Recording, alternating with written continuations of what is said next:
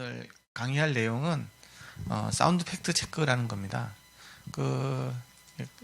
오늘 행사 가이드에 보면 무시무시하게 말이 써져 있는데 이렇게 좀 사실 하고 싶은 제가 이야기이지만 또 글로 옮기니까 좀 강하게 보이더라고요. 좀 너무 이렇게 상업적인 유튜버들이라든지 리뷰어들, 블로거들 이런 사람들이 이렇게 말하는 어떤 거짓된 정보를 바로 잡자. 정의감에 불타서 뭐 불타는 것까지는 아니지만 약간 타고 있다고 보면 되고요. 어쨌든 그래서 좀 진실된 소리를 좀 내주고 싶어서 했습니다.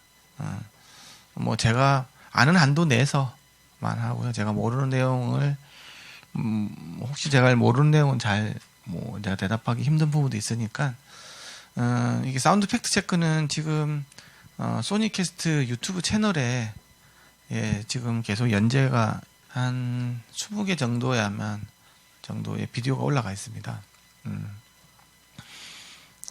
음향에 관련된 전반적인 질문에서부터 뭐 이어폰, 헤드폰, 그 다음에 음향기기까지, 그 다음에 여성은 왜 음향 엔지니어가 적은가, 이런 굉장히 좀 철학적인 어찌 보면 좀 그런 질문까지 다 한번 해봤고요.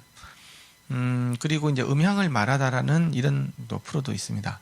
그 보면 알겠지만 제일 좀 유튜브 보면서 제일 안타까웠던 게 젊은 친구들이 정말 훌륭한 엔지니어들이 한국에도 되게 많고 또 그래미 수상을 받은 또 한국 또 엔지니어도 있거든요. 그런 정말 훌륭한 분들이 되게 많은데 젊은 친구들이 그런 사람의 존재를 모르고 뭐 유튜브에서 이렇게 뒤에 믹싱 콘솔 앞에서 이렇게 해가지고 막 하는 이런 사람들, 그런 사람들이 최고의 엔지니어라고 생각을 하고, 그런 사람 하는 말이 뭐 이렇게 거의 뭐 그냥 정설처럼 이렇게 받아들이고 그게 진실인 양 이렇게 이야기하는 게 좀 되게 안타까웠어요. 그래서 이제 유명한 음향학자들, 유명한 엔지니어들, 그 다음에 이제 아직까지는 올라오진 않았지만 뮤지션까지 이렇게 다 담아볼 예정이에요. 예. 그래서 좀 이게 젊었을 때 어떤 멘토가 될 수 있는 어떤 사람들, 자기 롤 모델로 삼을 수 있는 사람들을 보는 게 굉장히 중요하거든요. 그리고 그분들하고 끊임없이 이렇게 정보를 주고받고 이렇게 하다 보면 어느 순간인가 이제 자기도 같이 커가고 하는 모습들 알 수도 있고요. 그리고 저도 그래 젊은 친구들하고 만나는 걸 되게 좋아합니다. 왜냐 그러면 저도 이제 50줄이 돼가지고 많이 좀 보기와는 다르게 좀 나이가 좀 이렇게 이야기하면 어떻게 생각할지 모르겠는데 근데 이제 후학들이 있어야 되거든요. 근데 없는 거예요, 이게. 국내 음향과도 없고 음향을 하고 싶어서 이렇게 생각하시는 친구들이 많은데 어떻게 해야 될지에 대해서 방향을 못 잡아요. 누구 하나 이렇게 특히 음향 엔지니어가 되고 싶다 하는 사람들한테 저는 좀 많은 얘기를 해주고 싶고 뭐 할 수 있는 기회를 주고 싶긴 한데 국내 음향 회사들은 계속 문을 닫고 있는 상황이고 계속 국제 경쟁력에서 계속 밀리고 있죠. 옛날에 자체 브랜드로 막 70년대, 80년대 때 막 있었던 뭐 예를 들면 인켈부터 해가지고 뭐 아남 뭐 이런 거 다 망하고 없죠. 지금 회사 이름은 있지만 다 외국 제품들 ODM 생산해주는 것밖에 없어요. 그마저도 다 망하고 그러니까 굉장히 우리나라 음향 산업에서 큰 획은 삼성이 하만을 인수한 것밖에 없죠. 인수하면 되는구나. 참 안타까운 현실입니다. 그럼에도 불구하고 또 우리나라는 또 되는 것도 없고 안 되는 것도 없는 다이나믹 코리아 아닙니까? 그래서 열심히 하시면 또 새로운 또 브랜드를 만들 수 있다고 보고, 또 저도 지금 원래 그 소니캐스트라는 회사를 만들어서 음향 컨설팅을 하다가 몇 년 전부터 이제 제품을 개발하면서 가지게 된 새로운 꿈이 세계적인 브랜드를 하나 만들어 보자 라고 하는 게 제 생각인 거고, 그리고 뭐 또 계속 한 길만 계속 오다 보니까 어느 순간인가 이제 해외 유명한 뮤지션들부터 해가지고 회사들도 같이 콜라보레이션 제품들을 같이 좀 만들어 보자고 하는 그런 제안도 받고 그러고 있는 것 같습니다. 저는 그래서 제가 그 하고 있는 이 분야를 이어갈 많은 후학들을 찾고 있으니까 좀 많이 배우고 하면 좀 연락도 같이 하고 이런 온라인 아니면 오프라인 있는 데서 좀 많이 만나고 얘기하고 있는 자리가 전 되게 좋습니다. 저는 제 나이 또래나 저보다 나이 많은 사람 만나는 것보다 젊은 사람 만나는 게 훨씬 좋습니다. 그분들하고 별로 만나봤자 시시껍질한 이야기밖에 안 합니다. 근데 젊은 사람들 만나면 정말 재미있는 이야기들도 많고 저희 때보다 제 나이 때보다 훨씬 더 많은 어떤 지식에 대한 정보들 어떤 뭐 이해도라든지 기술에 대한 이해도 훨씬 더 뛰어나더라고요. 그래서 지금 이런 어떤 사운드 팩트 체크라는 그래 음향을 말하다 뭐 이런 걸로 통해서 유튜브를 통해서 만나고 있고요. 좀 앞으로 자주 만날 수 있는 오프라인 기회도 있고 하니까 또 뭐 댓글도 있으면 웬만하면 제가 많이 달아주고 있습니다. 그래서 뭐 궁금하신 거 있으시면 댓글도 많이 달아주시고요. 예, 오늘의 주제는 어제는 이어폰, 헤드폰에 대해서 했고요. 오늘은 이제 좀 안에 들어있는 좀 더 구체적인 음향 기기에 대해서 이야기를 할 생각입니다. 뭐 코덱 이야기도 있고요. 그 다음에 음향 기기 측정이 정말 믿을 만한가요? 디지털 오디오란 무언가요? 뭐 이런 거 있잖아요. 이제 그런 거에 대해서 그냥 평소에 생각했던 거 있으시면 두서없이 이렇게 물어보시면 될 것 같습니다.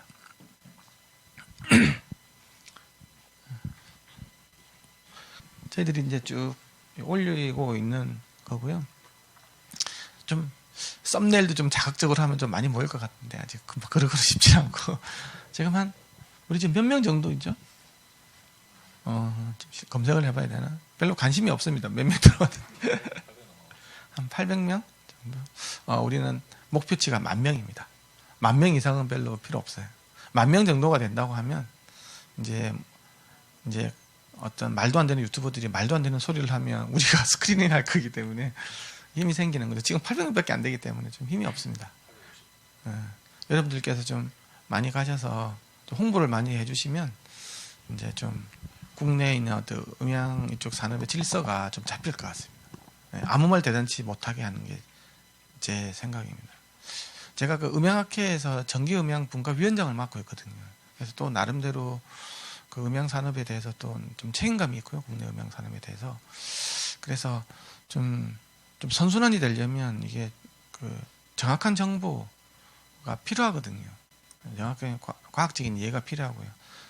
전자제품은 여러분들이 뭐 되게 그 미신이라는 영역, 과학의 영역을 뭐 뛰어넘는 그런 이야기를 많이 합니다. 절대 그렇지가 않습니다. 왜냐 그러면 그게 사람이 만드는 거잖아요. 사람이 과학적인 기기를 가지고 만드는 겁니다. 뭐 LED 뭐 디스플레이 만들 때 거기에 무슨 미신이 있습니까? 똑같습니다. 음향기기도. 근데 좀 이야기가 좀 난해한 부분들이 있기 때문에 그러는 거지. 사람이 만들지 뭐 어디서 뭐 달나라에서 수입해가지고 음향기기 하는 거 아니잖아요. 사람이 측정 장비를 가지고 과학적인 룰에 의해서 만드는 거기 때문에 그 과학적인 룰이 뭔지에 대해서 우리가 이해를 하면 그 기기에 대해서 분명히 이해할 수 있습니다. 근데 그걸 모르는 사람들이 이렇게 말로 이렇게 떠드니까 이게 미신이 있는 거죠. 저는 오늘 그 이야기를 좀 하려고 제가 엔지니어로서 말씀드릴 수 있는 부분은 그리고 요즘에 전자기기들은 굉장히 이제 측정 장비라든지 이런 것들이 굉장히 고도화가 되고 인공지능화되어 있습니다. 그래서 훨씬 더 많은 부분을 알 수가 있어요. 근데 아직까지도 많은 그런 장비들을 제조사에서 특히 음향회사는 도입이 굉장히 늦습니다. 굉장히 보수적입니다. 엔지니어들조차도 잘 이해를 못합니다. 왜? 음향을 전공한 사람이 거의 없기 때문에 그렇습니다. 전 세계적으로도 음향과는 학부 과정에서 있는 데가 전 세계적으로도 거의 없습니다. 있어봤자 대학원 과정 정도. 그러면 그러면 음향이 너무 이렇게 학문 영역이 너무 넓습니다. 전기, 전자, 기계, 소재, 음악, 심리 그걸 다 알아야 음향을 이해를 할 수 있거든요. 그래서 음향학회 가보면 있잖아요. 옛날에 도사부터 다 옵니다. 수중 음향 하시는 배 타시는 분들도 오고요. 악기 하시는 분들도 오고, 건축하시는 분들도 건축 음향이 있으니까, 초음파 하시는 분들도 있고, 초음파 사진 찍어야 될 거 아닙니까? 우리 배속 사진. 임신한 사진을 뭐로 찍습니까? DSLR 카메라로 찍습니까? 초음파로 찍습니다. 소리를 가지고도 사진을 찍히는 거예요. 그 다음에 소음 진동하시는 분들 와가지고 자동차 쪽 오고, 세탁기 만드는 사람들 오고, 이거 잡탕입니다. 잡탕 음향학회는. 그 다음에 음악 쪽, 음대 쪽 있는 사람들도 오고, 또 음성 하시는 분들도 음성학과도 오고, 국어학자들도 오고, 저같처럼 이렇게 그 전자공학을 전공하는 사람들도 오고. 그게 누가 메인이냐, 사실 거 없죠. 그래서 음향회장을 다 돌아가면서 합니다. 다 돌아가면서. 그게 음향학회다 보니까 음향이 어려운 거죠. 저는 제가 전자공학을 전공을 했지만, 이제 제가 그 석박사 올라가면서부터는 좀 기계공학에서 나오는 소음, 진도, 음향 이론에 대해서 굉장히 많고, 실제로 나와서는 그쪽을 더 많이 이제 연구를 한 것 같습니다. 그리고 음악 쪽은 제가 원래 좀 딴따라 이런 것 쪽을 많이 했기 때문에, 또 컴퓨터 음악 이런 것 쪽을 좀 많이 했기 때문에 이해를 하고, 작편곡 이런 것 쪽도 알죠. 악기는 또 웬만한 악기들은 또 다 대학원 다니면서 악기 이렇게 서울대 음대생들한테 이렇게 강의하는 거 이런 것들도 악기 음향학에 대해서 강의 같은 것도 해보고 했기 때문에 우리 교수님 따라다니면서 한 거지만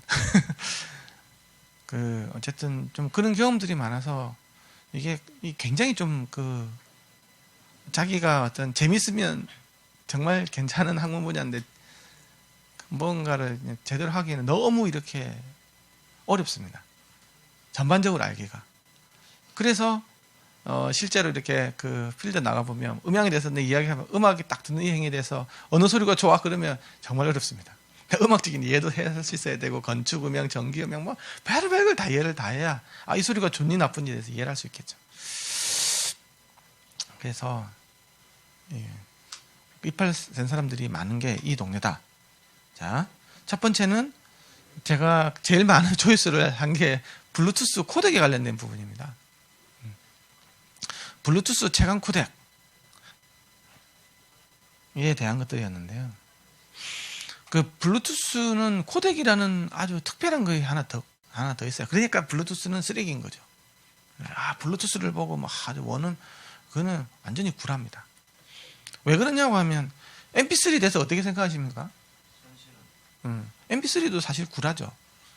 그것도 말도 안 되는 압축을 해가지고, 그 압축의 룰이 사람이 이렇게 하면 헷가닥 하면 약간 이렇게 하면 잘 모를 거야 하는 거예요. 그 심리 음향 모델이라는 걸 이용해가지고 있잖아요. 사람이 큰 소리 밑에 작은 소리 모르죠. 이제 예를 들면 오케스트라 연주를 하는데 예를 들면 저음악기가 쿵 쳤어요, 그죠? 팀파니가 둥 하면 바이올렛을 이렇게 넣으면 이 소리가 들립니까? 안 들리잖아요. 그럼 다 없애버려. 그런 식으로 해가지고 10분, 5분의 1, 10분의 1로 줄여 나가는 게 MP3거든. 근데 그 심리 음향 모델이라는 게 사람마다 인종마다 약간 좀 달라요. 근데 이 심리 음향 모델은 처음부터 서양사람 맞춰놨어요. 왜? 이게 유럽에서 나온 이론, 독일에서 나온 이론이거든. 프라노프 연구소에서 만든 거예요.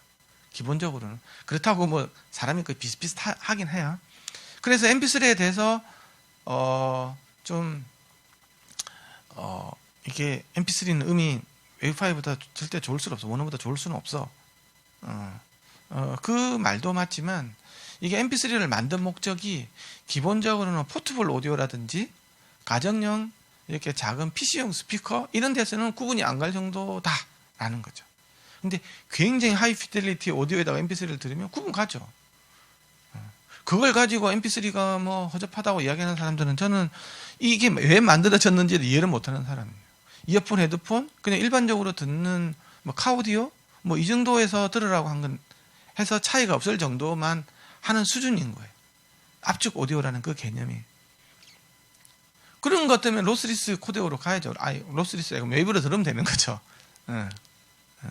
그렇게 해서 나온 거고, 그렇게 해서 나온 그 MP3 파일 자체도 거기다가 샘플링, 그러니까 비트 레이트를 어떻게 하느냐에 따라서도 음질도 많은 차이가 나죠. 그렇죠? 그게 뭐 128로 하느냐, 뭐 256으로 하느냐, 300 얼마로 하느냐 이런 거에 따라서 다른데 기본적으로는 뭐 256이나 300 얼마? 300 얼마지? 38? 320인가? 320 정도 된다고 하는 게 이제 그 목표인 거죠. 그 정도 되면 이제 거의 구분 안 가는데 하이파이에서는 구분이 간다. 하지만 로파이나 미들파이에서는 구분이 안 가는 정도라고 생각을 하셔야 됩니다.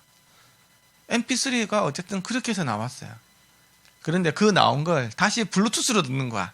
그러면 그거조차도 못 내주는 거예요. 또 한 번 압축 한 번 더. 그러니까 MP3 코덱을 거치고 또 코덱을 한 번 더 거쳐야 돼요. 그게 바로 여기서 말하는 블루투스 코덱인 거예요. 왜? 블루투스가 속도가 굉장히 느리기 때문에 그래.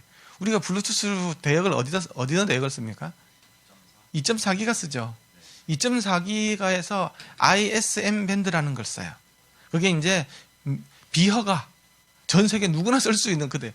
그 여러분도 아시겠지만 그 전파라는 것들은 국가적인 재산입니다. 그 전파 함부로 쓰면 있잖아요. 바로 잡혀갑니다. 제가 제 사촌 형이 전파를 불법으로 쓰는 사람을 잡는 그런 장비를 만들고 있어가지고 윙 돌아가면서 저 불법 전파 쓰잖아요. 신고가 안 돼 있잖아요. 그러면 바로 벌금 날라옵니다. 나중에. 전파는 국가적인 재산입니다. 왜냐 그러면 그 전파를 누군가는 돈을 주고 사용을 하고 있는데 그걸 쓰면 뭐 안 되겠죠. 혼선이 돼가지고 그렇죠. 어쨌든 2.4기가에서 블루투스가 쓸 수 있는 한 개 쓸 수 있는 최대 대역폭이 1메가입니다. 1메가. 어쨌든 이렇게 쪼개 써야 되는 거 쪼개서. 그럼 79개가 나옵니다. 왜냐 그러면 2.4기가에서 나오는 ISM 밴드가 최소 80메가 정도 나오거든요. 그러면 뭐 한 개가 1메가씩 쓸 수 있다고 보면 79대 나오지 않습니까? 그렇죠? 그런데 이게 내가 딱 쓰고 나면 그 다음 거를 이게 원래는 이게 79명이 동시에 쓸 수 있어야 되잖아요. 그게 그렇지가 않습니다. 이게 사이드 로브라는 게 있어가지고 있잖아요. 내가 이건 쓰지만 여기다가 계속 칩니다. 이게. 그래서 계속 툭툭툭툭 쳐요. 얘가. 그래서 실제로는 다 못 씁니다. 그렇게. 그래서 이게 어떻게 된, 그리고 또 우리가 와이파이 쓰시죠? 와이파이도 2.4기가 쓰잖아. 이거는 한 개가 지금 20메가를 써버립니다. 굉장히 광대적으로. 그 속도가 빠르지. 와이파이 쓰면 속도가 빠르잖아. 그러면 내가 블루투스 쓰고 싶어도 와이파이가 있으면 일단은 20메가 얘가 쓰고 있기 때문에 그 PS 가야 됩니다. 그래서 블루투스는 호핑 기술이라는 걸 써요. 호핑이 뭔지 아십니까? 그거는 이제 굉장히 자기는 아주 학구적으로 이야기한 거야. 그냥 메뚜기. 도서관에 메뚜기 있죠. 이 자리 치면 이 빈대 미들띠가 공부하는 애들 있잖아요. 그러니까 빈대만 쫓아다니는 겁니다. 이렇게 빈대만. 근데 아까 이야기했죠. 이게 호핑 그게 쓰고 있는 호핑을 하면 내가 여기 탁 앉으면서 있잖아요. 주위를 건드리는 거야. 그 조폭 같은 애가 탁 앉으면 주위에 건드리잖아요. 그랑 비슷한 거예요. 그러면 옆에 있는 또 깨지는 거예요. 그래서 블루투스는 무슨 일이 생기냐 그러면 나는 계속 쓰고 있는데 계속 쓸 때마다 계속 깨지는 거예요. 내게. 그래서 계속 딜레이가 있잖아요. 왔다 갔다 해요. 이게 200ms가 됐다가 230도 됐다가 250도 됐다가 180도 됐다가 왔다 갔다 하고 있는 거예요. 난 내가 쓰고 있는데. 그래 나중에 이제 그 지연 시간 이야기 나올 텐데 어떤 그런 부분들이 있습니다. 그래서 블루투스는 안정적으로 소리를 듣기도 어렵고요. 계속 깨지는 현상이 생기기 때문에 충분히 버퍼를 가지고 갑니다. 그게 이제 블루투스 갖고 있는 버퍼가 아닌 거죠. 그래서 한 200ms 뒤에, 뭐 300ms 뒤에 옵니다. 계속 깨지기 때문에 실시간으로 보낼 때 충분히 좀 늦게 내주는 거예요. 늦게. 그래서 0.2초 늦게 나오는 거예요. 이해가십니까? 그런 이유 때문에 그래요.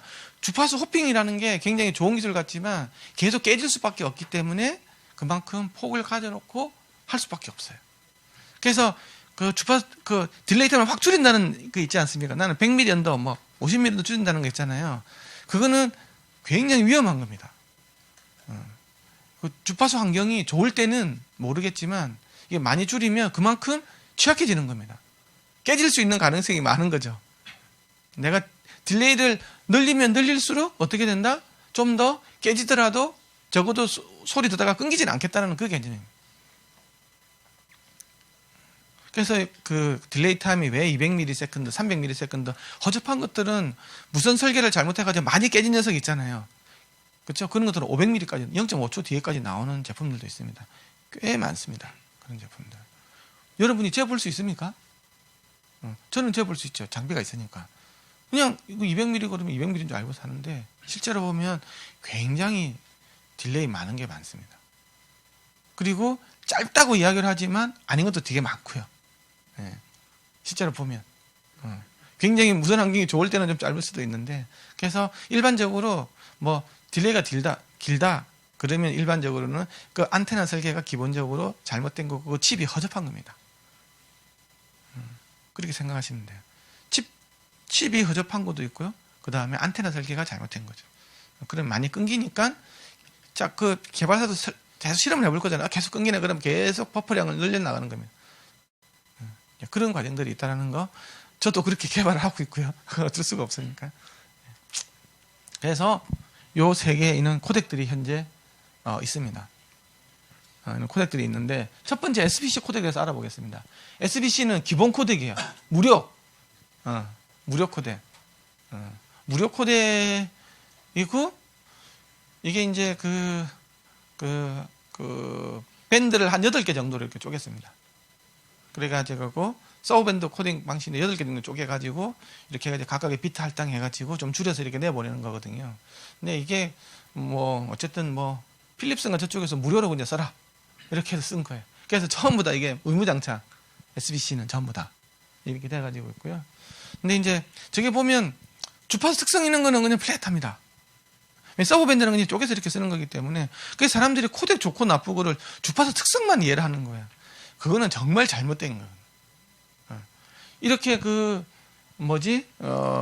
심리음향 모델이 적용된 심리음향 모델이 적용된 코덱을 주파수 측정을 해보면 좀 이렇게 잘잘한 리플들이 있습니다.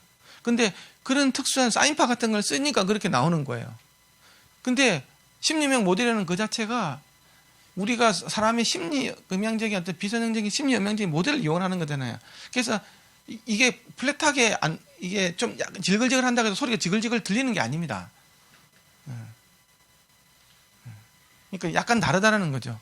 이게 aptX도 그렇고 SBC도 그렇고 기본적으로는 서브밴드 코덱 방식이기 때문에 SBC는 아까 8밴드라고 그랬죠. 그럼 aptX는 몇 밴드일까요? 4밴드밖에 안 됩니다. 4밴드. 그래서 굉장히 코덱 자체가 간단해요. 그러니까 주파수 선도 뭐 그냥 쭉쭉 이렇게 나오는 거, 이렇게 선으로 보면 이렇게 예쁘게. 왜냐 그러면 얘는 같은 경우에는 무조건 시간을 줄여보려고 하는 거예요. 지연 시간을. 굉장히 간단화된 압축 방식인 거죠. 근데 이제 쟤는 굉장히 사연이 많은 코덱입니다. 지금은 퀄컴에 와 있는데 그 다음에 aptX가 누구지? aptX 퀄컴 전이 누구 있더라? CSR이 갖고 있다가 CSR이 또 그 aptX를 인수를 했거든요. 예. 그리고 삼성에 갔다가 삼성이 이게 무슨 쓰레기 하면서 또 버린 게 다시 퀄컴이 먹은 겁니다, 이게. 예. 그래서 삼성이 얘를 먹고 나서 어떻게 했냐? 이거보다 더 좋은 걸 만드는 게 삼성 코덱이죠. SSing 하는 거. 저게 별게 아니거든. 그래서 이건 별 의미 없다 해가지고 버린 카드를 퀄컴이 주워가지고 지금 자기네들은 이제 그 애플과 같은 신화를 만들어 보고 싶은 거야. 자, 스냅드래곤 쫙 폰에 올리고 블루투스 칩도 쫙 만들어 해가지고 이 생태를 내가 다 먹겠다. 그게 됩니까 그게? 어쨌든 그런 큰 꿈을 가지고 퀄컴이 만든 그림이에요. 그래서 aptX 코덱은 폰 업자가 사용을 안 하죠. 미쳤다고 퀄컴 좋은 일만 시킵니까? 그러니 퀄컴이 지마 그리는 그림인 거고, 이거는. 뭐 중소기업들이 있는 데서는 좀 쓸 수는 있겠지만 이게 뭐 어쨌든 이게 약간 의도된 그런 부분이 있는 거예요. 그래서 이거는 지연 위주로 해가지고 나온 어떤 그런 코덱이에요. 근데 이 지연이라는 것들도 실제로는 이게 아까 이야기했지만 제가 제일 중요한 거는 블루투스에서는 아까 깨지는 것 때문에 지연 시간이 보통 한 200ms 정도 간다 그랬잖아요. 그죠? 기본적으로 그 정도 가거든요. 적어도 100ms 이상을 가져가요. 버퍼량. 이거는 연산하고 아무 상관이 없어요. 깨지는 걸 방지하기 위해서 내가 안전장치로 가져가는 거예요. 나머지 이제 이런 코덱을 돌려야 될 거잖아요. 연산을 시켜야 될 거잖아요. 그렇죠? 그때 추가되는 게 뭐 10mm, 20ms 더 먹는 거거든요. 그래서 퀄컴이 특히 이제 AAC보다는 훨씬 적죠. AAC는 여기도 10여 명 모델이 들어가는 거. 왜냐하면 적어도 프라노프에서 연구소에서 만든 거기 때문에. MP3의 어드밴스드 버전이에요. 이게 어드밴스드 코덱이에요. 그러니까 MP3 만들고 나서 MP3가 단점이 뭐냐고 하면 기존 거하고 백워드 컴패티빌리티라 그래가지고 이전 거하고 호환이 되는 거기 때문에 음질도 좋게 만들 수가 없는 거예요. 그래서 이제 AAC 딱 뜨면서는 이제 MP3 파일을 호환 안 하고 완전 새로운 포맷으로 나가겠어. 이렇게 된 거예요. 그게 AAC라는 거지. 그러니까 MP3 갖고 있는 문제점 다 해결하겠어. 그렇게 해가지고 완전 새로운 포맷으로 더 좋은 소리를 만들겠어. 그러다 보니까 AAC는 이게 이 음질로 본다고 하면 얘가 뭐 MP3하고 AAC하고 동급으로 비교하면 있잖아요. MP3 한 300 얼마대가 AAC 200 kbps하고 그 음질 같습니다. 그러니까 AAC가 훨씬 나은 거지. 같은 비트 전송 속도에서는 훨씬 더 AAC가 어드밴스 된 거죠. 그래서 AAC가 음질적으로는 훨씬 우수하고 지금은 다 코덱 단에서는 다 AAC 세상이죠. 애플이 AAC를 택했고 우리나라 벅스니 뭐 이런 거 다 AAC고 방송도 다 AAC라고 전부 다 AAC로 넘어갔습니다. 거의 다가. 그러니까 근데 어쨌든 블루투스 코덱 쪽은 애플이 가져간 거고 나머지 방송이라든지 지금 인코딩 단이 있잖아요. 지금은 아예 그냥 MP3 파일을 올리는 게 아니고 AAC 파일을 만들죠. 애플이 그렇고 라디오 방송하고 이런 것들 고화질 방송 이런 거 하는 것들은 방송은 특히 더 이렇게 비트레이트가 낮아야 되지 않습니까? 근데 그런 거 보면 훨씬 더 뛰어난 거죠. 그래서 이제 MP3가 굉장히 또 그 비트레이트가 굉장히 낮은 것들도 되게 많습니다. 그래서 이게 AAC는 음질 위주로 이렇게 재편이 된 거다. 그리고 aptX는 지연 위주로 돼서 근데 그 AAC하고 aptX 같은 경우도 실제로 보면 한 20ms 정도 이렇게 지연 시간 차이가 나요. 코덱 돌리는데 이건 10여 명 코덱이기 때문에 굉장히 좀 복잡하겠죠. 이건 아까 밴드 4개밖에 없다 그랬잖아요. 10여 명이라는 말은 밴드로 쓰면 한 24개 밴드를 쓰는 거거든. 사람이 이제 24개 정도의 밴드가 있기 때문에. 그렇죠?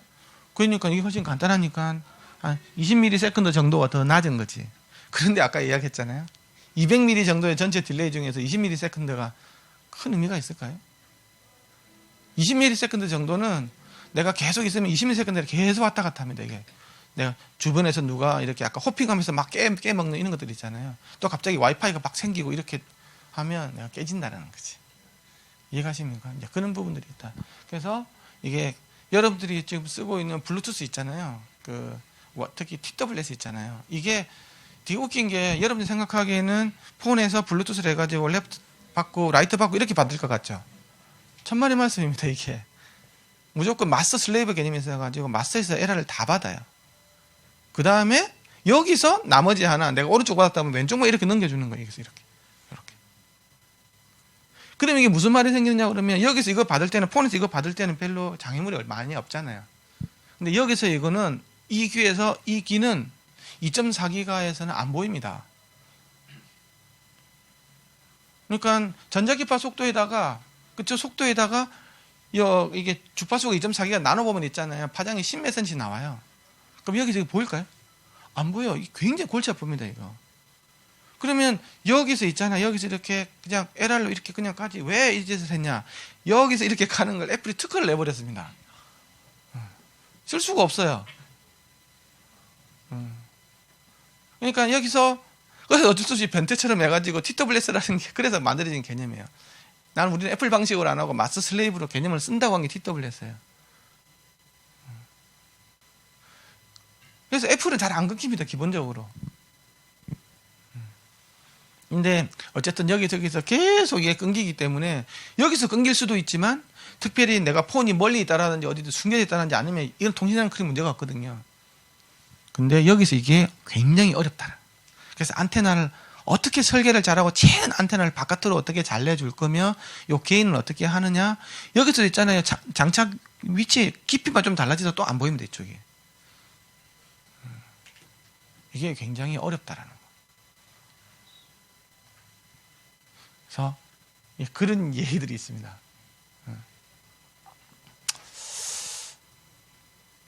그래서 그러면 두 번째, 펌웨어를 업그레이드를 시키면 무선 품질이 향상될 수 있습니까?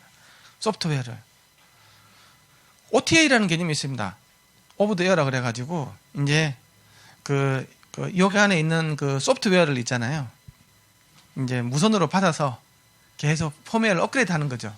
예. 유선으로 해가 이렇게 하는 게 아니고 어쨌든 이게 무선 기기니까 그 BLE라는 거 있잖아요. 그거 로우 에너지, 블루투스 로우 에너지를 하면 저속이지만 이렇게 통신이 되거든요. 그렇게 받아서 이렇게 업그레이드를 시키는 방식인데, 이제 이건 아까 얘기했잖아요. 무선 품질이 향상될 수 있는가? 무선 품질은 핵심이 뭐라고 그랬냐 그러면, 무선 품질 핵심은 바로 그 칩과 그 안테나의 설계에 대한 성능이거든요. 근데 하드웨어가 설계가 잘못되면 아무리 무선 품질을 향상을 시켜본들 별로 효과가 없습니다. 그러면 뭐가 있겠어요? 무선 품질 잘 안 끊기게 하려면. 내가 지금까지 이야기한 걸 생각해보면 누가 답을 얻을 수 있어요? 버퍼량을 늘리는 수밖에 없습니다. 그 다음에 전송 파워를 세게 쓰는 거죠. 그러면 배터리 소모 싹 줄겠죠, 빨리. 그렇죠? 그러면 버퍼량 계속 늘리면 어떻게 될까요? 소리가 늦게 나오는 거지. 그것밖에 없습니다. 실제로는 안 끊기게끔 사실 설계를 해야 되는데 이미 출시된 제품을 어떻게 할 겁니까? 그래서 계속 펌웨어, 몇 차 펌웨어 업그레이드, 몇 차 펌웨어 업그레이드, 몇 차 펌웨어 계속 나오죠.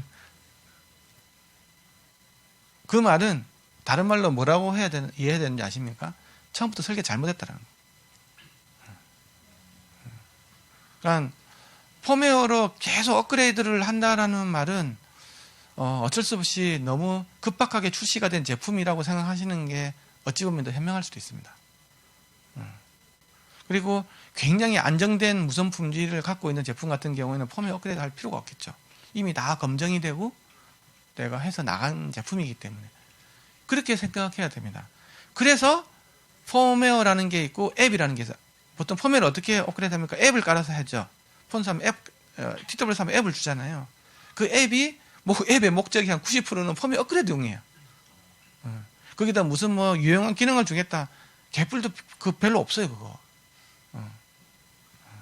그래서 앱이 있으면 굉장히 좋은 품질의 제품이고 소비자를 굉장히 생각하는 이런 제품을 생각할 수도 있지만 제조사 입장에서는 그거는 펌웨어 업그레이드를 위한, 그래서 누군가를 알려줘야 될 거잖아.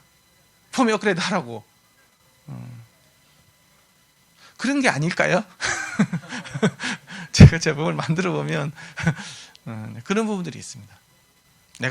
나도 아쉬워할 때, 이거 우리도 앱 만들어서 펌웨어 좀 업그레이드 하면, 그런 유혹이 있거든요.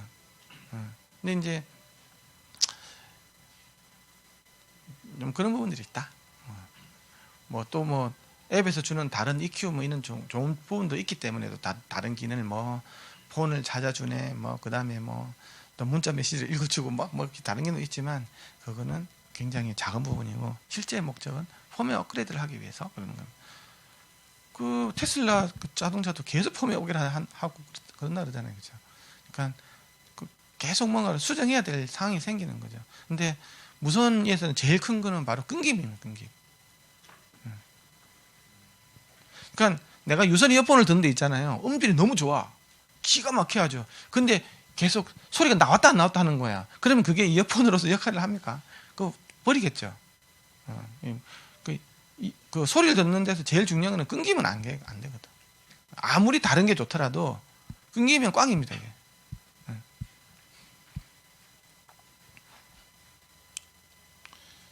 그래서 소프트 업데이트 해가지고 어쩌고 이렇게 나오지 않습니까? 이런 식으로.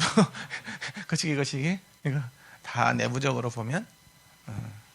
이게 웃긴 게, 블루투스, 저희 같은 경우에는, 제가 블루투스를 만들고 있지만, 이게,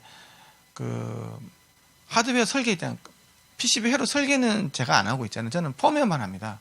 소프트웨어 개발만 해요. 근데 소프트웨어 개발하려면, 그 칩 회사에서 우리가 그 개발 툴을 받아서 하겠죠. 그렇죠? 거기 보면, 엉망입니다, 엉망. 도대체 저걸 팔아먹으려고, 저 칩을 팔아먹으려고 저 개발 툴을 만들었나 싶을 정도로 엉망으로 이렇게 해놨어요. 그래서 이게 안 잡혀요. 근데 알고 보면 그 칩 회사 내부적으로 들어가면 자기들도 모르고 있는 버그가 있는 거예요 지금. 그래서 끝까지 안 잡히고 단종시키는 경우가 있어요. 아예 그냥 이건 실패작이다 이거. 그걸 안 알려주는 거예요. 업체들한테. 그러면 업체들은 계속 무선 끊겨가지고 이제 그 이제 크레임 나오고 막 그래가지고 막 할 수 있는 게 개인 올리는 거 아니면 버프 누릴 수밖에 없으니까 그렇게 해가지고 땜질을 하는 거죠 지금. 그거는 몇 달 못 갑니다 그렇게 하면.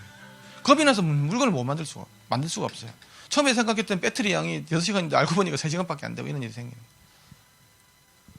그럼 사기라 그럴 거잖아요. 그래서 이게 간단치가 않다. 이 부분이 여기서 요거 때문에 그렇습니다. 세 번째, 256kbps 이상 mp3 파일이 과연 필요한가? 어떻게 생각하세요?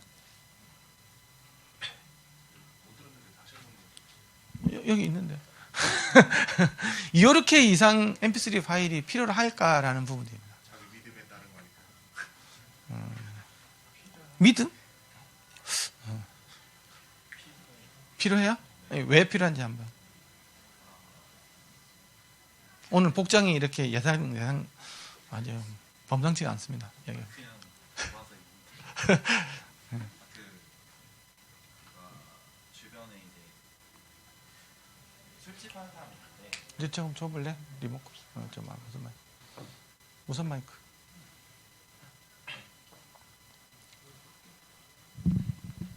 헤이.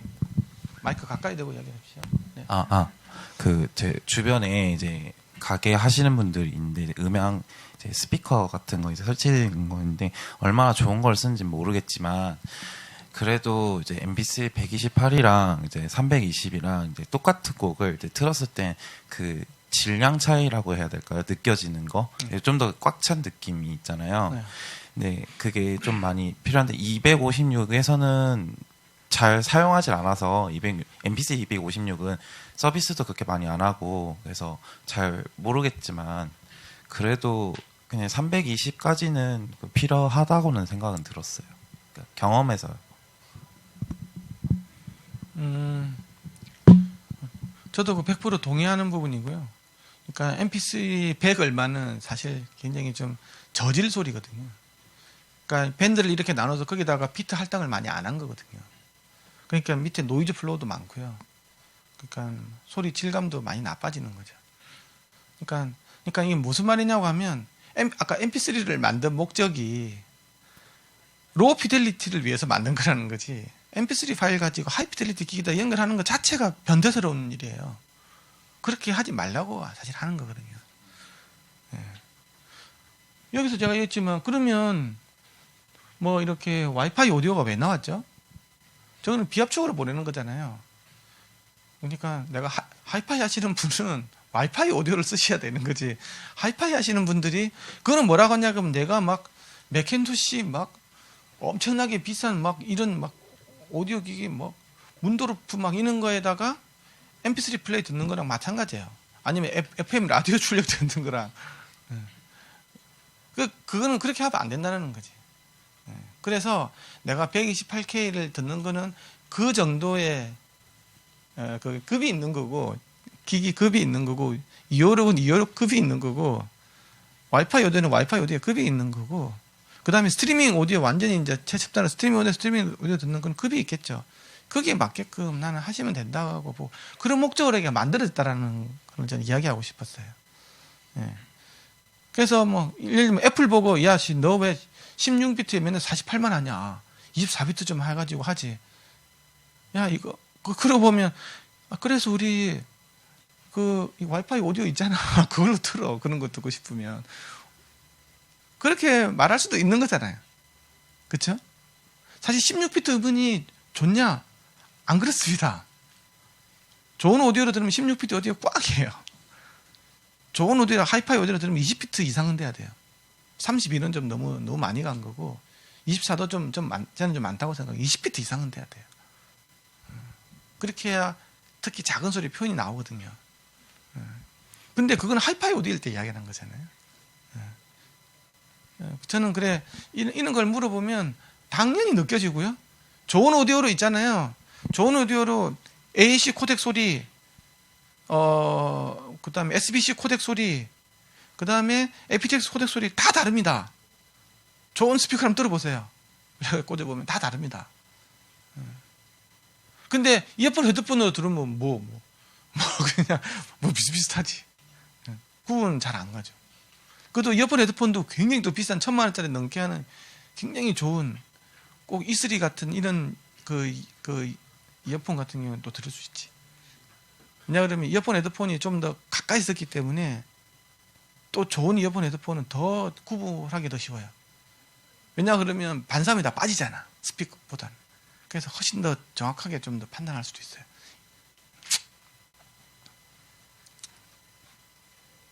여기 대해서 혹시 나는 그렇게 생각 안 해. 그건 네 생각이고 이렇게 생각하시 혹시 있어요? 없으시면 전체가 다 동의하는 걸로 알고 어떤 거.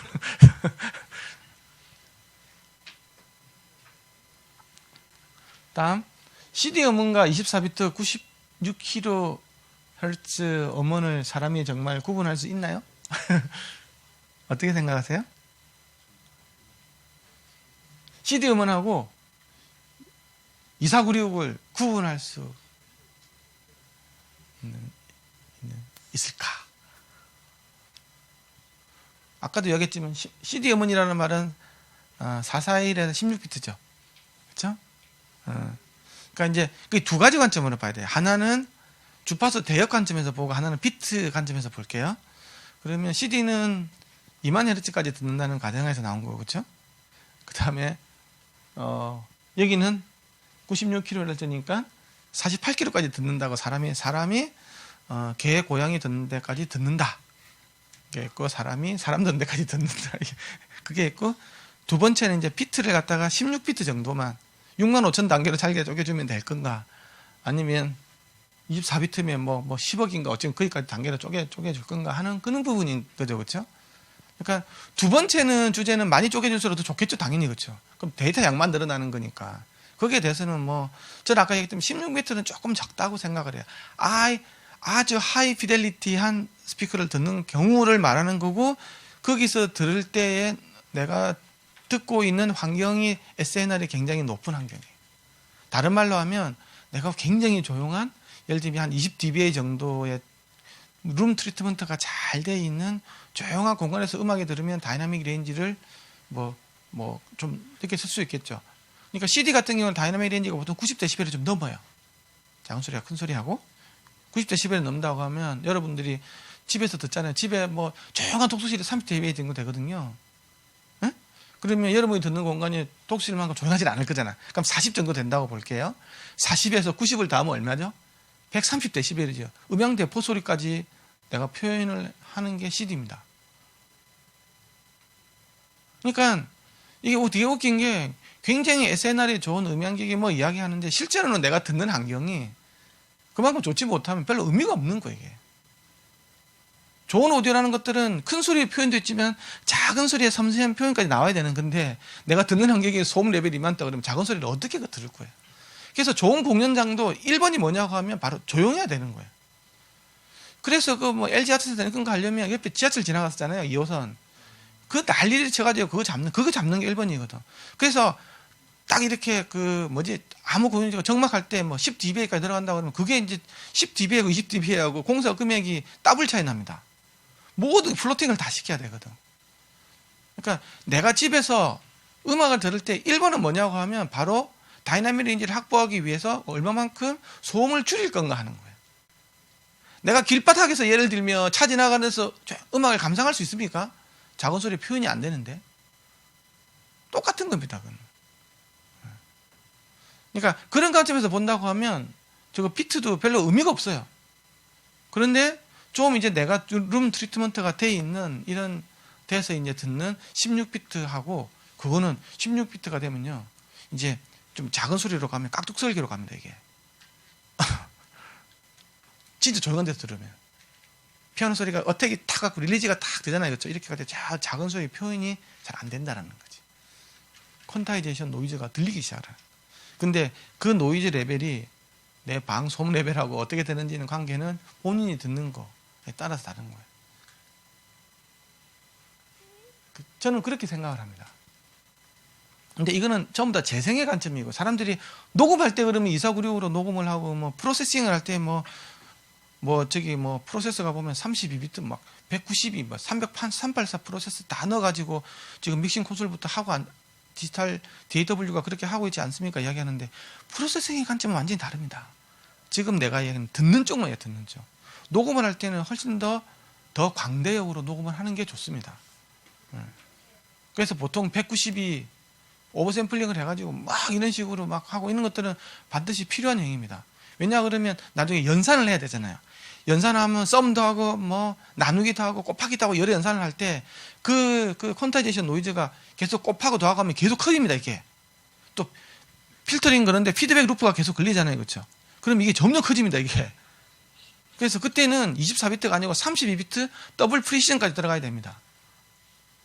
그건 많이 달라요. 특히 EQ단에서 좀 이따 EQ단 이야기 나올 텐데, 그러니까 재생단에서 지금 하는 이야기고요. 그 다음에는 사람이 20kg 이상을 지니면 정말 들을 수 있냐라는 거예요. 저는 절대 불가능하다. 근데 20은 좀 박하다. 24까지는 이해한다. 24,000까지. 사람도 시력 차이가 있거든요, 이게. 근데 24,000 이상을 들을 수 있는 경우는 거의 없다. 그건 이상한 사람이다. 그거는 이제 귀병 난 사람. 뭐 이음이 있다라든지 뭐 그런 거예요.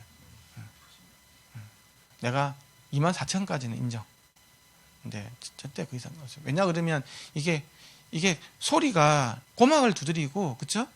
이게 공기라는 매질이 고체라는 매질을 건드려주잖아요, 그렇죠? 그게 다시 안에 보면 뼈로 통해서 있잖아요.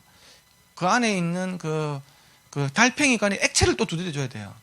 근데 이 빨리빨리 바뀌는 이것들은 임피던스 매칭이 안 되기 때문에 절대 갈 수가 없어요. 에너지가 거의 100% 다 반사됩니다. 그거는 내 마음속으로 뭐 이 소리가 들린다든지 아니면 초고음을 들었을 때 스피커가 나오는 비선형적인 소리가 내가 난다라고 생각을 하는 거예요. 그거 나중에 설명해 드릴게요. 들리기는 들리지. 뭔가 차이가 나니까. 그거는 잘못된 왜곡 소리입니다. 스피커가 못 내주고 앰프가 못 내주기 때문에 오는 굉장히 그런 에러들이 많습니다. 실제적으로 보면.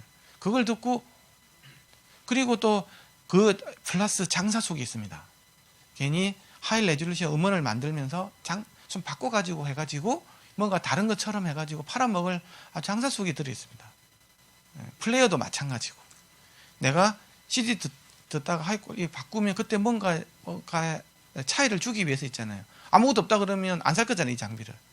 그런 트릭이 있다는 것도 알아두셔야 됩니다.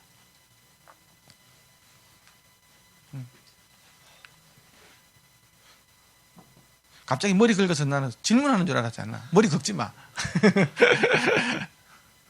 이게 바로 그 이야기입니다. 이 스탁스 이어폰 아시죠? 스탁스 헤드폰이라고 해야 되겠죠. 저게 뭐 옛날에는 1,000만 원 넘다가 지금 몇백만 원 하죠. 정전형 굉장히 좋은 헤드폰인데 이게 40kg까지 나옵니다. 실제로 나와요. 정전형이기 때문에. 진동판이 워낙에 가벼워요. 그래서 여기 보면 10kg, 20, 30, 40 요즘까지 나오죠. 그래서 여기다가 30하고 35kg를 넣어봤어요. 왜 넣어봤냐? 이게 나온다고 하니까 넣어봤어. 그러면 30하고 35만 나와야 될 거잖아. 내가 1,000만 원 주고 사는데 이게 30kg, 35kg 넣으면 30하고 35만 나와야지. 웬걸? 이런 게 다 나오는 게 이런 게. 왜곡이. 요 밑으로는 뭐죠? 요 밑으로 이 4개는 5개는 뭐죠? 사람이 들을 수 있는 가청 대역 내에서 왜곡이 들어오는 거예요. 다른 말로 무슨 말이냐고 그러면 내가 20kg 이상의 음을 안 틀어줬을 때, 그냥 CD를 틀었을 때는 이런 왜곡이 없었겠죠. 그런데 괜히 하이 레졸루션 음악을 듣는다고 192kg 뭐 이런 거 듣는다고 하면 이런 일이 생기는 겁니다. 다른 말로 무슨 말이냐고 한다고 하면 내가 하이 피델리티 음원을 듣고 싶다고 하면 하이 피델리티 장치가 있어야 돼요. 슈퍼 트위터, 진짜 그 내가 듣고자 하는 대역까지 어떤 왜곡이 없는 음향기기, 케이블 잘 고르셔야 되고요. 이렇게 비싼 헤드폰도 실제로는 10kg, 헤드폰 10kg 이상 넘어가면 있잖아요. 제대로 잘 재생이 안 돼요. 출렁출렁 하면서 막 재생이 돼요. 비싼 거도 하물며 이런데 싼 거는 있잖아요. 더 심해. 그래서 음원을 좋은 음원을 쓰려면 좋은 음향 기기를 먼저 갖춰라. 나는 쓰레기 이어폰인데 음원을 좋은 거 하면 좋은 거 들리지 않을까요? 더 나쁜 소리가 들린다. 그 이야기예요, 이게. 이게 제가 연구한 게 아니고 오디오 엔지니어링 소사이티에서 나온 논문입니다. 차이는 나요. 이게 들리니까. 저게 없으면 배음이기 때문에 배음이잖아요. 배음이기 때문에 뭔가가 악기적으로 뭐 바뀔 수는 있겠죠.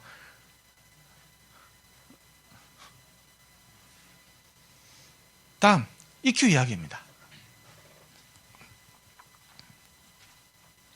EQ 이야기인데요. 이퀄라이저라는 말이 무슨 뜻입니까? 이퀄라이저. 너는 정말 훌륭한 고등학생 같아. 모르는 게 없어. 겸손까지 하고. 그러니까 이퀄라이저라는 말은 뭔가를 균등화 시킨다는 말이잖아요. 어떤 소리가 들어오는데 그 소리가 균등하지 않았다라는 거지. 그래서 인위적으로 어떤 처리를 통해서 뭔가를 등화시키는, 우리말로 등하기라 그러죠. 이렇게 평탄하게 맞춰주는 그런 어떤 기계를 말하는 거야. 그러면 등화시킨다는 말은 무슨 말일까요? 큰 거는 작게 해주고 작은 거는 크게 해주고, 그렇죠? 그게 이제 우리가 그래서 EQ라 그래요. EQ라고 하는데, 이제 이게 이제 전자공학을 배우시고 오디오 신호치를 배우는 분모하면 필터라는 개념을 배워요. 필터. 정수기 필터 말하는 거 아니고요. 신호를 갖다가 이렇게 처리해주는 기기를 갖다 우리 필터라 그래요. 그게 크게 할 수도 있고 작게 할 수도 있고 또 갑자기 큰 걸 눌러줄 수도 있고 작은 걸 별의별 기능들이 다 있어요. 그걸 필터링이라 그러는데 이건 이제 필터 설계하는 부분이에요. 그럼 이게 두 가지 방식으로 필터가 설계가 되죠. FIR 필터링이라는 게 있어요. 그다음 IIR 필터링이라는 게 있어요. 무슨 말인지 모르겠어. 그러면 이제 FIR 필터는 뭐냐 그러면 들어오면 여기다 뒤에다가 이렇게 자기 사본을 이렇게 뒤에 붙여 나가는 거예요. 그러니까 친애는 응곡 붙이는 거 있잖아요. 그 FIR 필터라고 보면 돼. 붙여 나가는 거. 그 메모리를 줘가지고 붙여 나가는 거야. 근데 이렇게 할 수 있는 방법도 있고 다른 방법이 있어요. 대세김질. 그렇죠? 넣은 거를 다시 적당한 크기를 줄여가지고 하면 내가 이렇게 붙일 수도 있지만 이 한 개만 가지고 한 개하고 딜레이만 넣어주면 어떻게 될까? 대세김질 있다 그러면 빙빙빙 돌면서 있잖아요. 그렇죠? 친애는 응곡 이렇게 될 거잖아. 그럼 이 메모리량이 엄청 작죠. 옛날에는 메모리가 한 개, 두 개, 세 개, 네 개, 다섯 개. 이거는 한 개 가지고도 이렇게 돌리면 되는 거니까. 그렇죠? 이런 걸 갖다가 몇 개만 달면 어떤 신호 처리를 할 수 있는 방법도 있다고. 그걸 갖다가 이건 무한루프가 돌죠. 그래서 인피니트라는 개념이 들어서 IIR이라고 해요. 인피니트.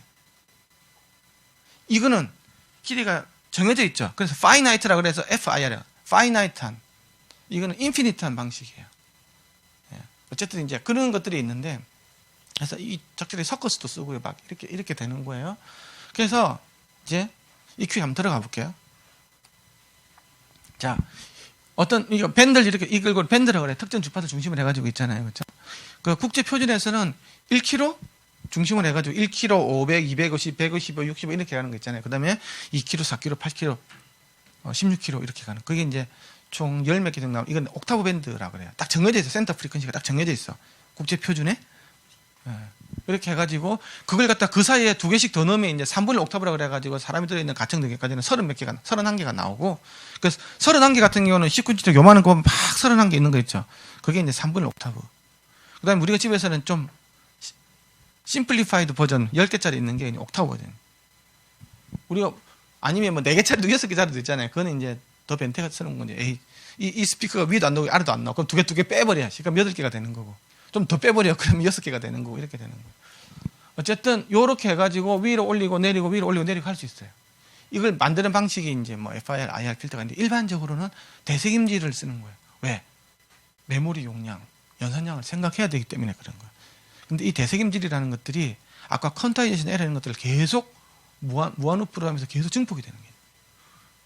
그래서 이런 신호 처리를 할 때는 16비트를 하면 안 됩니까? 전만의 말씀. 저거는 64비트 정도로 써야 하이 퀄리티가 나와요. 근데 문제는 뭐냐 그러면 블루투스에 들어가 있는 블루투스 칩에 있는 저게 16비트 아니면 좀 좋은 게 24비트밖에 없어요. 그거 해가지고 EQ 걸면 상당히 소리가 더러워집니다. EQ를 안 쓰는 게 최고 좋아. 내가 해본 바에 하면 다 쓰레기. 자, 그래서 이렇게 막 EQ를 이렇게 걸죠. 그러면 내가 이 대역을 요만큼 올렸어. 5dB 올렸어. 그러면 실제로 계측기가 재보면 예를 들면 내가 1kg를 5dB 올렸어요. 그렇죠? 그러면 실제로 5dB 올라가느냐? 그게 안 맞는 게 엄청 많아요. 그렇죠? 이게 이제 그런 거예요. 그리고 내가 요 대역만 올려줘, 요 대역만 이게 좀 한번 볼까요? 이거 봅시다. 내가 특히 이제 그 저주파수가 문제인데 저주파수 이만큼 올려주잖아요. 그럼 요건 뭐 올라가야 될 거잖아. 2kg 올려줬어. 이게 왜 나오죠, 이게? 쓰레기 같은 거, 이게. 여기도 마찬가지입니다, 이게. 온갖 있잖아요. 이게 우리가 그냥 막 쓰잖아, 막. 저런 거 검증도 안 해보고. 어? 여기는 있잖아요. 갑자기 내가 요거만 나와야 되는데, 저주파수 쪽에 노이즈 플로우가 이렇게 확 올라가 버리는 것들도 많아요. 이게 지금 여러분들이 쓰고 있는 앱에서 쓰고 있는 것들 대부분 다 들었습니다. 제가 그래 블루투스를 가지고 TWS를 만들면서 앱을 그 여러 가지 칩셋 가지고 이렇게 EQ를 걸어봤는데 특히 증폭시키면 더 심합니다. 이거는 깎아줘도 문제인데 증폭시키면 더 큰 문제예요. 그래서 프로 오디오, 그 하이파이 오디오에서는 노 EQ가 최고 좋다 그러지. 노 EQ. 왜 그 얘기 나오냐 그러면 저거를 진짜 정성들이 있잖아요. 진짜 뭐 클락텍 큰집게래 이렇게 굉장히 비싼 있잖아요. 전문적인 이런 그 EQ 장비가 아닌 이상은 다 엉망이기 때문에. 그러니까 EQ를 함부로 쓰지 말라는 거예요. 검증되지 않은 EQ를. 그러니까 뭐 여러분들 뭐 이렇게 스마트폰 이렇게 해가지고 뭐 올리고 내리고 이렇게 쓰잖아요. 그렇죠? 그게 소리로 나오는 것 같지. 근데 왜곡된 소리가 나오는 거예요. 지금 이게 요거 올려주면 요거만 있는 게 아니고 여기서 지글지글. 특히 저주파수 쪽이 제일 큰 문제예요. 저주파수는 파장이 굉장히 길지 않습니까? 그렇죠? 그래서 저기는 굉장히 많은 연산량이 필요합니다. 그런데 이제 실제로 보면 그렇게 연산량이 정말 적은 그런 보통 프로세서가 안에 들어가 있기 때문에 특히 저주파수 EQ는 절대 거치면 안 됩니다. 100Hz 밑으로는 정말 쓰레기입니다. 다. 그거는 굉장히 강력한 신호 처리 아니면 굉장히 좋은 아날로그 그 EQ 장비가 아닌 이상은 저주파를 함부로 건드려주면 소리가 점점 나빠집니다. 탁해지고 나빠지고. 예. 이 저주파수가 훨씬 더 심하거든요. 그랬을 때. 그래서 저주파수까지 저 정도 되려면 적어도 한 64비트 정도 프로세싱이 돼야 됩니다. 그리고 연산량도 굉장히 필요합니다.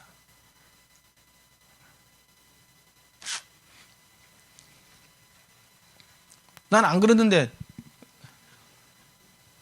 이거는 제 이야기가 아니고요.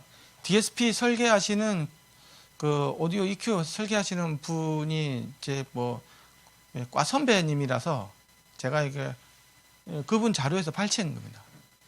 그분이 얼마 전에 이걸 가지고 그 음향학회에서 논문 발표를 하셨거든요. 제가 그때 자정을 하고 있었는데 저도 깜짝 놀랐어요. 세상에 저걸 젊은 친구들이 여기 멜론이나 벅스 뮤직 뭐 이런 거 있잖아요. 그런 거 들을 때 뭐 아니면 또 뭐 앱들 많잖아요. EQ 앱들. 그 대부분 되는 겁니다. 되는 거. 19이. 저도 AP 장비가 있으니까 이분도 AP 장비로 된 거거든요. 저도 다음에 한번 기회가 되면 한번 재서 이제 제 버전으로 한번 해보려고요. 그래서 제가 이것 때문에 제 그 HT1 그때 블루투스 설계할 때는 지금 우리 뭐 바깥에서 우리 E3 보면 아시겠지만 거의 대부분이 E3 특성이 거의 다 맞춰져 있거든요. 하만 타겟에. 그래서 뭐 몇 개만 조금만 2, 3dB 정도 약간 줄이는 거 정도만 하면 다듬어지기 때문에 그렇게 해가지고 했었는데 이거 아주 문제가 많습니다. 네. 저기 마이크 줘요. 네.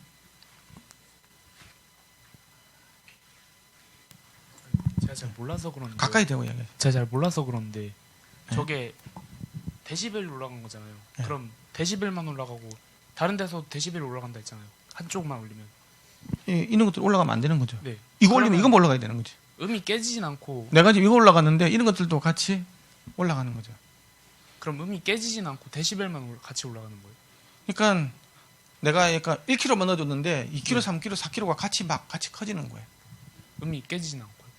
깨지는 않는데 더러운 소리가 섞이는 거죠. 올리고 싶지 않은 게. 예. 그러면 그런 거를 이렇게 연구해가지고 이쪽으로 올리면 이쪽도 같이 올라가게 일부러 그런 식으로 만들면. 그렇게 하면 안 되는 거지. 내가 요금을 올리시면 요금을 올라가야 되는 거지. 예. 왜 이게 왜 올라가? 그렇잖아요. 그거 너무 상식적인 질문인데. 아니 그게 아니라 살짝 뭐라지? 예를 들어서 다른 쪽도 올라간다 했잖아요. 응. 그러니까 제가 예를 들어서 100Hz하고 한 1000Hz 이렇게 올리고 싶다면 그런 걸 연구해가지고 어느 쪽 올리고 어느 쪽을 낮추면은 네, 그렇게 연구하면 되는데 중요한 거는 지금 그러면 전부 다 이러냐 그게 아니라는 거지. 잘 설계를 해가지고 있잖아요. 네. 고도의 신호 처리를 가지고 적당한 연상량이 있고 하면 이게 자기가 움직이고 싶은 것만 딱 움직이는 것들도 있어요. 근데 이제 제 말은 검증이 안 된 싸구려 이렇게 소프트웨어로 돼 있는 거 있잖아요. 앱 이런 것들이 워낙에 많은데 그거는 하나들이 검증이 안 됐다라는 거 그게 다 문제라는 거. 아까 얘기했지만 클락 테크닉에서 나온 있잖아요. 프로용 EQ 같은 경우에는 정확하게 동작합니다. 여러분들 그 믹서기 보면 이렇게 노브 있잖아요. 미드 하이 노브. 이거 실제로 이렇게 이대로 동작하는지 확인해 보면 비싼 것들은 그대로 동작한다니까요. 근데 좀 싸구려 있잖아요. 이런 것들 어디 듣도 보지도 못하는 믹서기 이렇게 해가지고 조절해 보면 내가 6dB 1kg를 올렸는데도 안 올라갑니다. 그렇게 1kg 올라가는 게 아니고 800에서 올라갈 수도 있고요. 1100에서 올라갈 수도 있어요. 그러니까 그걸 확인을 잘 안 한다는 거지. 제가 얼마 전에 저 믹싱 마스터링 남상웅 씨인가? 굉장히 이제 미국에서 유명하신 그 마스터링 엔지니어가 와서 강의하는 거 봤는데 정말 내가 들은 건 딱 기억에 남는 거 하나는 여러분들 뭐 큐베이스나 아니면 프로툴즈 이런 것들 버전업 되면 버전업 때 쓰잖아. 근데 자기가 굉장히 놀랐던 거는 그걸 다 테스트를 해봤대요. 버전업 된 걸 가지고 EQ 같은 거 스트리밍. 그 아무것도 그러니까 내가 그 여러 가지 창을 여러 개 열어놓고 있잖아요. 아무 처리도 안 하고 연결했거든요. 그런데 노이즈 레벨이 계속 커진다는 거예요 이게. 난 아무 처리도 안 했는데. 그러니까 그런 것들도 소프트웨어를 검증을 안 되고 있잖아요. 그럼 버그가 되게 많은 거예요. 새로운 버전이 나오면. 근데 우리는 무조건 새로 나온 DAW가 무조건 좋을 거라고 생각하잖아요. 그렇게 하시면 안 된다 그러더라고. 그래서 그걸 보여준 거 뭐 그때 뭐 프로툴인가 뭐 그걸 가지고 아무 처리도 안 하고 요거 연결하고 이거 다음에 요걸 패치 연결하듯이 연결해가 이렇게 보니까 연결할수록 진짜 뭐 굉장히 비싼 스피커로 들으니까 노이즈 레벨이 커지는 걸 확인했거든요. 그래서 이거 많이 쓰면 안 된다고. 그래서 최소화시키는 게 제일 좋은 거라는 거지. 그러니까 확인이 안 된 이런 것들이 되게 많다라는 걸 좀 알아줬으면 좋겠다. 마이크. 그 EQ를 쓰면은 위상도 몇 변한다는 걸 본 적이 있는 것 같은데 그것도 맞는 말인가요? 예. 그러니까 아까 FIR 필터는 모르겠지만 IIR 필터는 위상이 바뀝니다. 그건 위상까지 고려하지 않고 만든 거기 때문에 그렇습니다. 그래서 위상을 많이 그 왜곡을 안 시키려면 절대 어떤 경우에도 맥스 6dB 이상을 조절하면 안 됩니다. 3dB 이하가 최고 좋고요. 근데 약간밖에 위상이 왜곡이 안 되기 때문에 그래서 특히 증폭은 안 시킬수록 좋습니다. 그래 EQ는 큰 걸 줄이는 게 큰 걸 줄이는 게 목적이 이제 작은 걸 갖다가 막 부스팅 시키는 것들은 이거는 이제 절대 금물. 프로오디오에서는 반드시 그게 그 황금률입니다. 좀 줄이는 목적으로 쓰는 거지 작은 걸 키우는 걸로 막 하면 나중에 또 세츄레이션이라는 문제까지 생기가 클리핑 막 이렇게 생기거든요. 그 디지털 클리핑은 굉장히 아날로그와는 다르게 굉장히 치명적입니다. 그래서 안 쓸수록 좋습니다. 그 위상 왜곡까지 생각한다고 하면 3dB 정도. 줄이는 거는 좀 괜찮은데 늘리는 거는 절대 안 된다. 아까 뒷부분 3.0% 예. 그런 식으로. 지금 3.4가 4000시에 편입된 거 아시죠?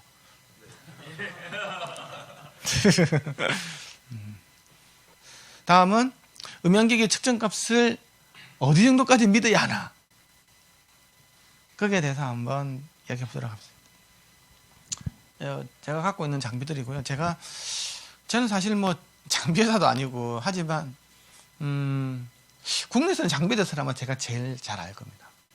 오디오 음향기기는 왜 그러냐고 하면 뭐 개발을 많이 하고 연구를 많이 하다 보니까 장비가 있어야 되잖아요. 요즘에는 어떤 장비를 쓰느냐 그 사람이 경쟁력이기 때문에 그러다 보니까 이제 장비에 대해서 공부를 많이 하고 그걸 가지고 개발을 많이 하는데 장비 회사들이 저한테 이제 여러 가지 기술적인 질문을 많이 하고 해서 어쩌다가 이제 한 10년, 20년 전부터 계속 그렇게 하다 보니까 장비 회사 본사에서 저를 초청을 해서 뭐 강의도 하고 그 다음에 가서 여러 가지 활동들을 하다 보니까 제가 장비 회사 기술 고문으로 많이 활동을 하고 있고요.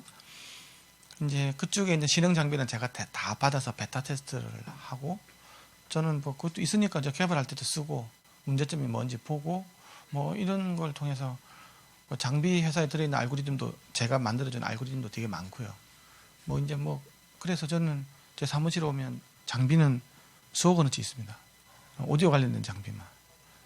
그래서 이런 장비들은 다 갖고 있습니다. 장비 회사가 얼마나 허접한지에 대해서도 좀 알고 있고 근데 또 장비가 얼마나 대단한지 뭐 스피커계에서는 클리펠 장비가 이게 탑이거든요. 그다음에 뭐 전기음향 쪽은 뭐 오디오 프리시전 뭐 이런 장비들, 그다음에 RF 쪽은 또 뭐 또 통합품질 이런 것 쪽은 헤드구스 장비도 이런 것들 있잖아요. 그다음에 뭐 그라스나 뭐 사운드 체크 이런 장비 다 갖고 있고요. 매년 제가 장비 관련돼서는 무조건 의무적으로 1년에 한 번씩은 새로운 강의를 하고 있습니다. 왜냐 그러면 장비회사들 해외에서 와서 강의해봤자 그냥 와가지고 뭐 영업맨들 와가지고 막 쌀라쌀라 썰 풀고 가고 막 밥 사주고 선물 주고 나는 그게 너무 마음에 안 들었어요. 정말 물어보고 싶은 것도 많고 LG 삼성이나 현대차에서 물어보고 싶은 거 많은데 아무것도 몰라요. 그 세일즈맨이 오는 거거든요. 몰라. 빨리 끝나고 애들 밥 먹고 갔으면 좋겠는데 자꾸 물어보면 서로 곤란해지는 거예요. 근데 아예 안 물어봐. 그걸 물어보지도 않고 뭐 그래서 오지 말라니. 그 돈을 차라리 나한테 달라. 내가 세미나를 해주겠다고. 그래서 이제 안 오고 제가 세미나를 그 돈을 받는 건 아니고 어쨌든 지금 그래서 국내 음향 같은 세미나는 장비 세미나를 제가 많이 하고 있어요. 이제 이걸 이야기하겠죠. 그래서 이게 지금 뭐 여기 뭐 이런 장비들 있죠. 이게 뭐지 이게?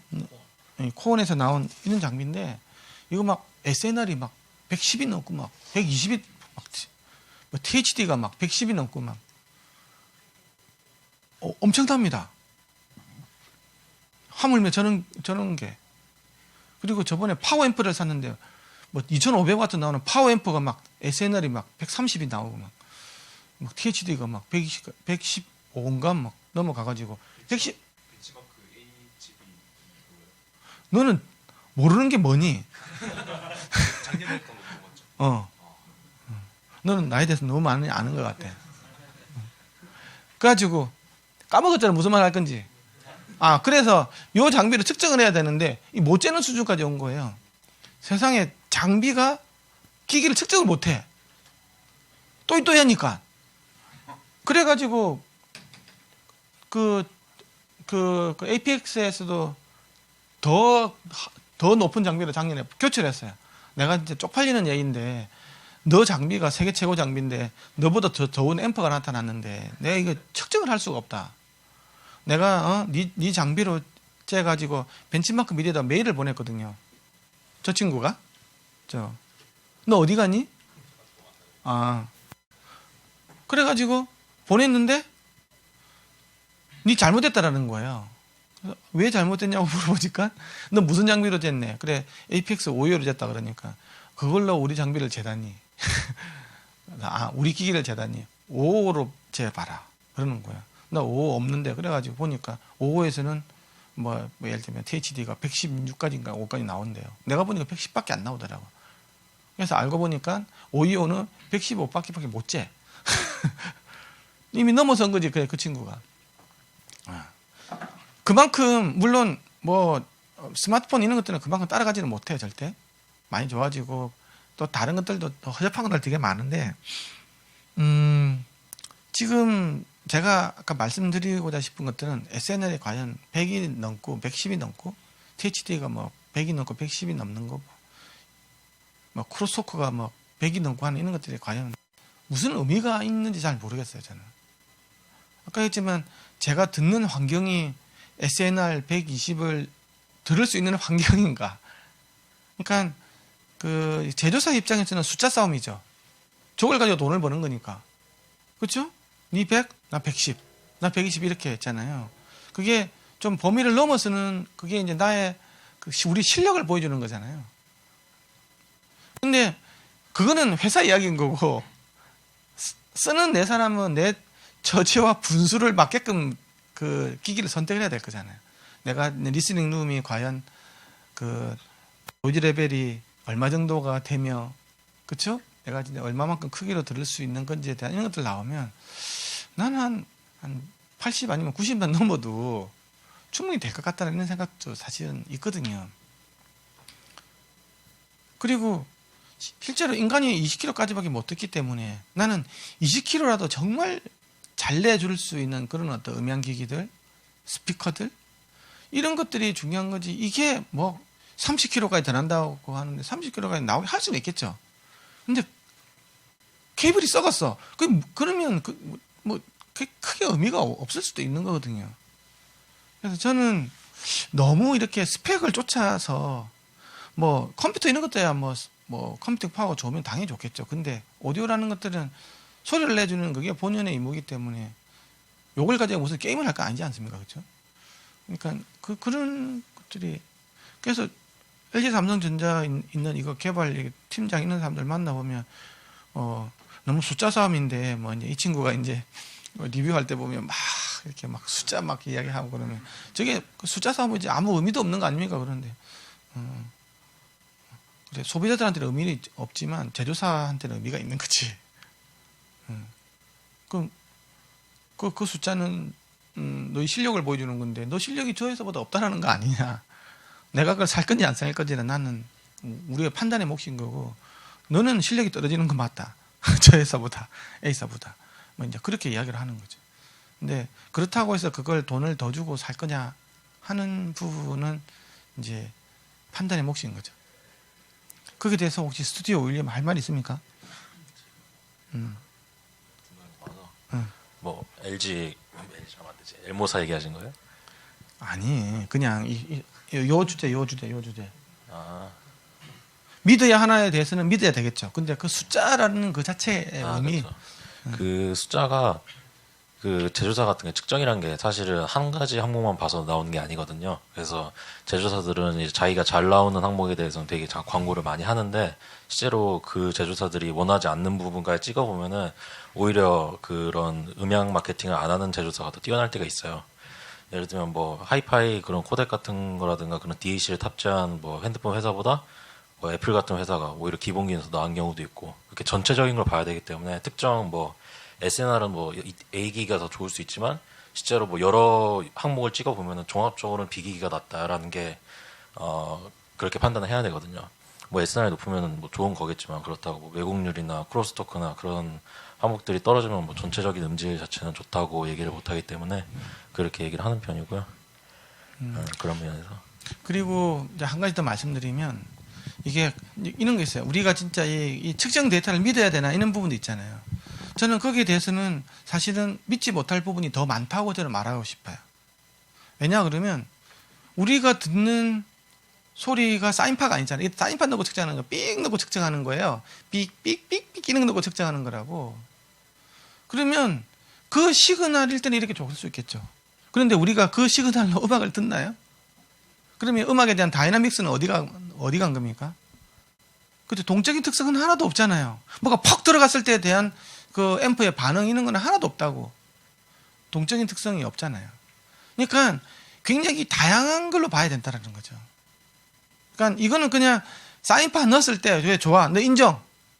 그거로서 끝나야 되는 거예요.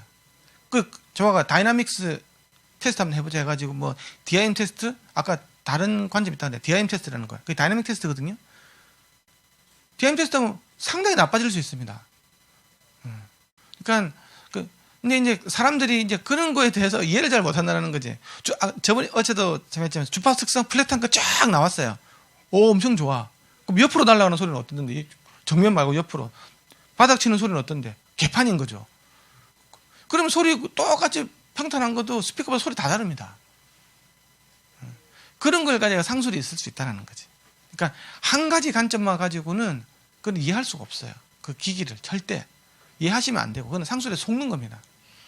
그래서 이제 어찌 보면 종합적으로 판단하는 게 내가 한번 들어보는 거죠. 내가 굉장히 다이나믹한 음악도 들어보고 어택이 강한 음악도 들어보고 굉장히 정적인 음악도 들어보고 내가 거기에 대해서 다 측정할 수 있을 만한 시간이 없으니까 하지만 다 측정하면 사실 다 나오는 거예요. 이해가십니까? 그렇게 생각하시는 게 나을 것 같아요. 이 보면 이제 마지막 주제인 것 같은데 디지털 케이블은 음질을 변화시킬까? 자, 그럼 다른 주제. 이것 전에 그러면 아날로그 케이블은 음질을 변화시킬까? Yes or no? 네, yes. 무조건 yes입니다. 그러면 디지털 케이블은 음질을 변화시킬까? Yes or no? No? 왜 갑자기 그렇게 막 확신에 차가지고 no라 그러지? 네가 no예요, 네가 no. 다 변화를 다 시킵니다. 그 이야기 해주려고.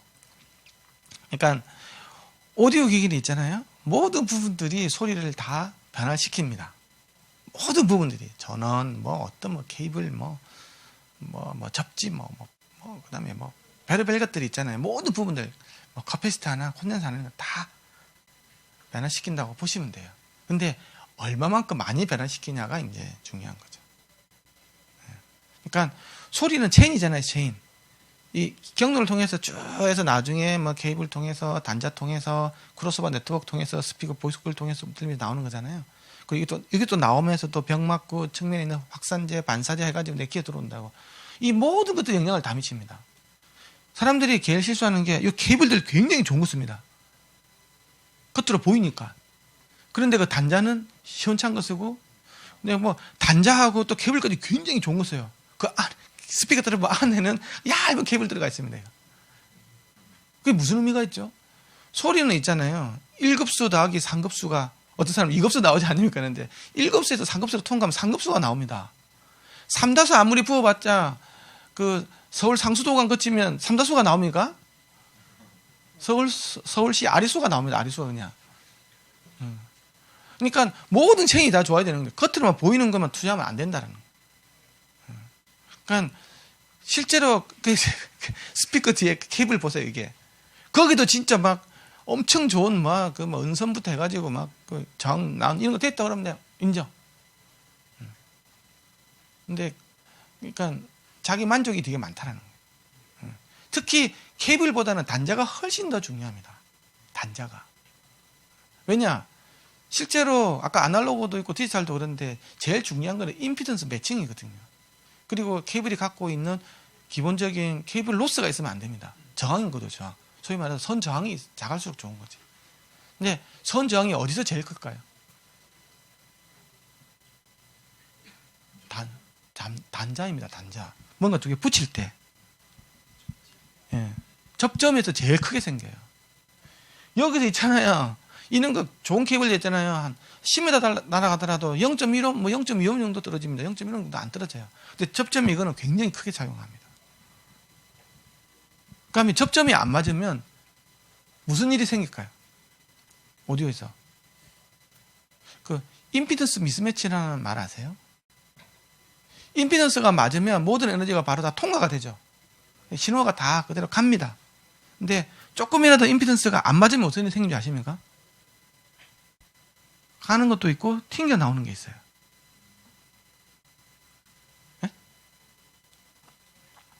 그러니까 임피던스 매칭이 돼야 A 기기에서 B 기기로 갈 때 있잖아요. 신호가 쫙 가면 쫙 이렇게 해가지고 쫙 들어가는 거죠. 그러면 여기서 다시 튕겨 나오는 게 있죠.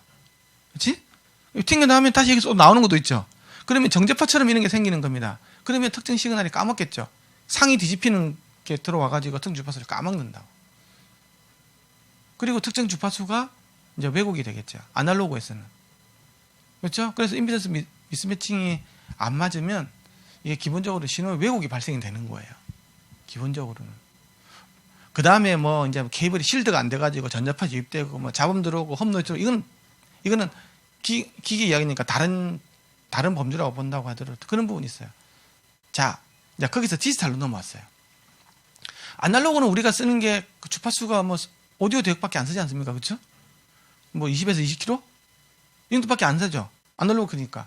디지털은 어떤 신호가 갑니까?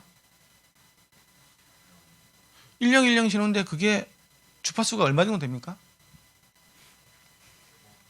그 기가 대역이죠. 어? 굉장히 고속으로 스위칭이 되는 1010 신호가 가고 있다고. 사각파가. 그렇죠? 굉장히 고속 시그널이 시리얼 통신을 해서 가고 있는 거 절로. 맞죠? 그래서 임피던스 매칭이 안 됐다고 볼게요. 싹 갔어. 그렇죠? 이렇게 갔어. 근데 저쪽에서 뭐 이제 단자가 들어갔는데 임피던스 매칭이 안 된 거. 그럼 어떻게 될까요? 들어가는 사각파 때문에 튕겨나오는 사각파가 있겠죠. 그렇죠? 이렇게 오면서 서로 굉장히 고속이기 때문에 상이 하나 뒤집힌 게 있다고 보면 어떻게 될까요? 신호가 없어지는 거예요. 없어질 수가 있겠죠? 그렇죠? 없어질 수 있다고. 그럼 큰일 났네 이거 디지털. 디지털은 그래도 그 에러 코렉션이라 그래가지고 지가 있잖아요. 적응적으로 깨진 걸 다시 복원해내는 그런 알고리즘이 있어요. 아 그러면 완벽하네. 뭐 깨지더라도 뭐 여기서 제가 다 찾아가지고 그래서 뭐 채널 코딩도 하고 뭐 비트 에러 레이트 해가지고 뭐 찾아가지고 다시 복원하는 이런 과정들이 있어요. 그래서 CD 같은 거 보면 줄 착 하더라도 다 판 안 띄고 다 읽어내죠. 집에 CD 착 긁어보시죠. 그럼 분명히 에러가 났는데도 윙윙윙 돌 때 소리 잘 납니다. 근데 옆으로 쫙 깨면 다입니다. 다해. 옆으로 이렇게 긁어버리면 안 돌아가요. 튀어버려요 거기서. 세로로 하는 건 문제가 없다고. 그 정도에서는 그 돌아가는 입장에서 보면 한 개 탁 치는 것들은 되게 작은 구간이잖아요. 거기서는 지가 에러를 찾았네. 아 그래서 뭐 디지털은 그래서 어쨌든 문제가 없구나. 뭐 몇 개 날아가더라도 문제가 없구나 생각할 수 있는데 이게 이제 실시간으로 가는 것 같은 경우는 문제가 생기는 거예요. 실시간으로. 실시간 오디오 있을 때는. 방송, 뭐 이런 것도. 스트리밍 이런 거. 버퍼링을 시켜놓고 내는 건 아무 문제가 없겠죠. 그렇죠? 뭐 메모리 저장했다가 풀어내면. 우리가 뭐 그 비디오 같은 거 볼 때 고화질로 볼 때는 막 버퍼 시켜놨다가 이런 거 차고 나면 플레이 시작하지 않습니까? 그렇죠? 그럼 아무 문제가 없지. 근데 실시간으로 나오는 디지털 같은 경우에는 이제 문제가 생기는 거지. 나는 계속 내줘야 되는데 이걸 갖다가 이거 보거나 그 실시간으로 할 때도 아까 블루투스처럼 어떻게 됩니까? 버퍼를 갖다가 0.2초 가져가면 또 되겠지. 그럼 깨지더라도 채워놓고 다시 채워놓고 버리면 되는 거잖아요. 근데 이제 그게 안 되는 진짜 생 라이브 방을 해가지고 디지털이 정성될 때 같은 경우에는 문제가 생길 수 있는 거죠. 그럼 디지털도 더 고속이기 때문에 더 문제가 많습니다. 자, 그래서 디지털 같은 경우에는 밸런스드 같은 경우에는 115옴, 언밸런스드 같은 경우는 75옴 특성장을 반드시 맞추라고 돼 있어요. 그렇게 해야 뭐가 되겠어요? 전달이 되고 튕겨나오는 속이 없다라는 거지. 그래서 A 기기에서 출력 임피던스는 75옴이나 110옴, 케이블도 75옴이나 110옴, 이쪽에서 들어오는 입력 저항도 75옴이나 110옴이 돼야 돼요. 이해가십니까? 근데 케이블 업자들 보면 그런 거 지키는 경우 거의 없습니다. 그러면 요 케이블이 75옴이 된다고? 재보면 얼마 나옵니까? 재보면 디지털 케이블 재보면 얼마 나오던가요? 멀티미터로 재보면 저항 재보면 혹시 재본 사람 있습니까? 0옴이 나오지. 0옴이 저항이 없는 것처럼 보이는 거지. 역시 75옴이라며 이 110옴짜리라며 그거는 언제 110옴이고 75옴이냐 그러면 바로 기가헤르츠로 통신이 될 때 말하는 겁니다. 실제 통신이 이루어지는 그 많은 속도가 나올 때 거기서도 그래서 플러스 마이너스 뭐 20인가 정도의 마진을 줍니다. 꼭 75가 하는 게 아니라 75 플러스 마이너스 20 정도가 되는 거지. 100% 맞출 수가 없으니까. 우리 전수 속도가 조금씩 다르지 않습니까? 그렇지? 근데 그런 것들 만들어서 케이블들 테스트하고 하는 거 저는 거의 보지를 못했어요. 케이블 업자들한테 물어보면 케이블 테스트를 어떻게 해요? 케이블이라는 게 있잖아요. 제일 그 돈 많이 나는 장사거든. 뭐든지 뭐 소재 만들면 제일 1번으로 하고 싶은 게 오디오 케이블 만드는 거야. 디지털 뭐 이렇게 그 비디오 케이블 이런 것들이 금방 뽀록이 나지 않습니까? 근데 오디오는 뽀록이 안 나니까 이제 자기가 어떤 소재를 갖다가 제일 많이 남겨볼 수 있는 게 오디오 케이블을 만드는 거거든. 그래서 내가 뭔가 물질을 만들어서 그러면 오디오 케이블 바로 전화하면 갖고 오라고. 그래가지고 막 뭐 뭔가 새로운 기술이 어쩌고저쩌고 하면서 막 팔아먹는 거지. 이제. 아무 검증도 안 된 건데 그러면 뭐 플라시보 뭐 이런 것 때문에 사는 거지 이제. 그러니까 전선 장사가 제일 많이 남는 게 오디오 케이블 장사라는 말이 있어요. 이게 다 무지하기 때문에 그런 거죠. 자, 그래서 디지털 케이블은 음질을 변화시키냐? 변화시킵니다. 임피던스가 안 맞고, 예를 들면 제가 얼마 전에 네트워크 오디오 강의를 했었거든요. 그게 이제 뭐냐 하면 PASR 이런 것들도 이제 전부 다 이더넷 케이블로 가지고 끼워가지고 있잖아요. 기가랜 있잖아요. 그런 걸 가지고 오디오도 비르고 비디오도 보내고 막 이렇게 하는 겁니다. 제가 놀라운 일이 있었는데, 기가 인터넷이니까 그냥 우리가 집에 있는 IP 타임 스위치 있잖아요. 이게 다 꽂아도 되거든요. 꽂으면 진짜 진짜 이게 뭐 희한한 일이 벌어집니다. 몇십 채널, 몇백 채널까지도 막 동시에 보내고 했는데, 제가 하나 받았단 말이죠. 그렇게 해가지고 들어봤는데, 내가 평소에 듣던 소리가 아니야. 내가 그전에는 그냥 파이어와이어로 가지고 이렇게 듣고 있었거든요. 약간 좀 내가 항상 듣던 내 스피커에다가 아닌 거야. 그렇게 해가지고 그 네트워크 스위치를 B로 바꿨어. 좀 좋은 걸로 바꾸니까 소리가 이제 원래대로 오더라고. 그게 이제 뭐냐고 하면 이더넷 스위치 있잖아요. 그게 임피던스 매칭을 시켰겠어요? 안 시켰을 거잖아. 그러니까 이게 디지털에서의 왜곡이라는 것들은 아날로그의 왜곡은 그래도 좀 우리가 예쁘게 봐줄 수가 있어요. 왜냐 아날로그 왜곡은 해봤자 아까 보처럼 하모닉스로 나오잖아요. 고주파소로 나오기 때문에 좀 악기적인 소리가 있다고. 그렇죠? 그냥 디지털 왜곡은 그하고 전혀 상관없는 걸로 가요. 그냥 뭐 들추상치 않던 이상한 것들이 막 나온다고. 그래서 그거는 굉장히 조심하셔야. 소리 굉장히 더러집니다. 특히 어디서 더러지냐? 바로 초고주파, 뭐 10km 막 8km 막 10몇 km 이런 데도 더러지기 때문에 특징이 뭐냐 하면 이미징이 이상해져요. 그래서 제가 저번에 얼마 한국에서도 그래미 어워드를 받았다는 이제 그분 황병준 대표 사운드 미러 코리아 대표 왔는데 자기도 그거 네트워크 오디오 하면서 한 게 그런 이야기를 하시더라고. 근데 너무 좀 그게 좀 저쪽이 돼서 좀 그분이야 뭐 워낙 크리티컬한 분이니까 그렇다도 덜 크리티컬한 나도 그런 걸 한번 느낀 적이 있었다는 거죠. 그래서 디지털이 실시간이 아닌 예를 들면 이런 거죠. 사람들이 이제 통신에서 어떻게 이게 A에서 B로 가는데 통신에 컨트롤 C, 컨트롤 V 하면 어떻게 지게 뭐 이렇게 되냐고 하는데 기계 내에서는 아무 문제 없어요. 하지만 기계를 통과해서 어떤 케이블이라는 게 갈 때나 유선이든 무선이든 뭐 옮겨질 때 있잖아요. 그걸 생각해 보셔야 되는 거예요. 근데 그것도 실시간이 아닐 때는 아무 문제가 없겠죠. 에러 코렉션 다 하니까. 그치? 근데 이게 실시간으로 되는 뭔가가 실시간 방송이라든지 이런 개념, 실시간 라이브 공연이라든지 이런 것 같은 경우에는 굉장히 크리티컬합니다. 디지털 케이블, ASEBU 좀 나쁜 케이블 있지 않습니까? 100m만 가면 디지털은 아예 방송 자체가 안 됩니다. 그래서 디지털 케이블을 100m 이상은 이번 기본적으로 안 씁니다. 그래서 케이블 테스트 할 때는 항상 100m로 끊어서 테스트를 해요. 1m에서는 이게 안 나와요. 그러니까 아날로그 케이블 있지 않습니까? 그건 무조건 짧게 쓰는 게 유리해요. 짧게 쓴다, 뭐 예를 들면 1m 이내로 쓴다고 하면 1,000원짜리든 10,000원짜리, 100만원짜리는 거의 비슷합니다. 소리는. 길어지면 상황이 달라집니다. 이제. 디지털은 더 심하고요, 그게. 그러니까 너무 안 좋은, 특히 이어폰 이런 것들은 변태 같아가지고 안에 케이블 가닥이 4가닥 이런 거 있습니다. 적어도 10몇 가닥 정도 있잖아요. 좀 많이 넣어줘야 돼요.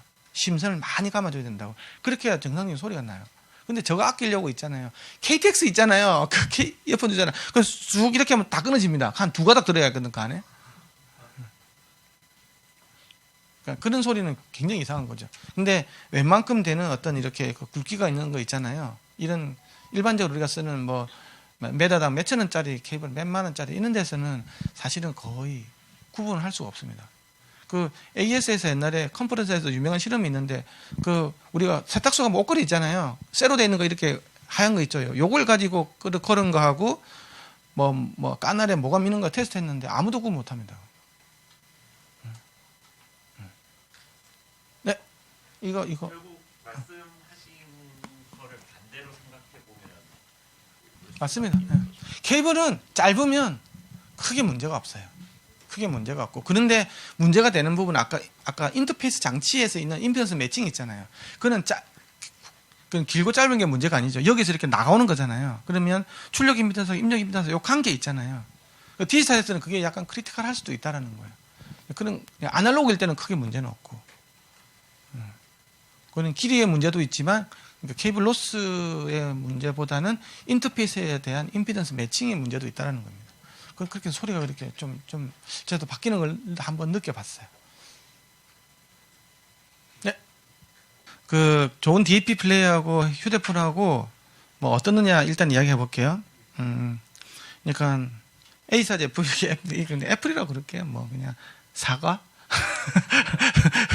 사과 제품은 일반적으로 AAC 코덱으로 돼 있죠, 그렇죠?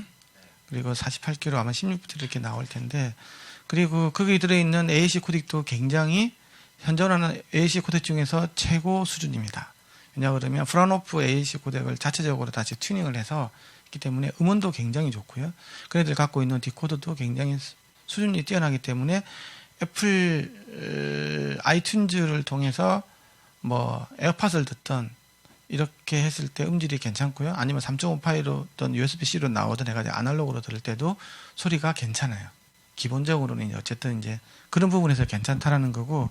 근데 어쨌든 이제 뭐 DAP 같은 경우에는 음원이 일단은 뭐 MP3 이제 기본으로 음원이 될 수도 있고 플락도 있고 뭐 그런데 뭐 압축 코덱을 안 쓰고 뭐 그냥 그냥 로스리스 코덱으로 그대로 나온다고 한다고 하면 당연히 음원에서는 입장에서는 더 좋겠죠. 그리고 DAC 같은 경우에도 뭐 16비트가 아닌 비트 수가 높아질 수가 있기 때문에 음원 뭐 어떤 그런 물리적인 측면에서 본다고 하면 DAP가 더 낫겠죠. 예. 근데 제가 말씀드리고 싶은 거는 그러면 내가 그런 플레이를 가지고 뭘로 듣느라는 거예요. 결국은 음향 변환기를 이어폰 아니면 헤드폰 아닐 겁니까? 그렇죠. 그러면 사실 제일 중요한 거기서 까먹는 요소는 바로 이어폰 헤드폰이다. 그래서 이어폰 헤드폰이 좋아야지 앞에 있는 거는 무의미하다. 이어폰 헤드폰이 갖고 있는, 물론 내가 그 아까 DAP하고 애플 있는 그걸 가지고 진짜 뭐 수억짜리 오디오로 듣는다고 하면 뭐 둘 사이의 의미를 찾을 수 있겠죠.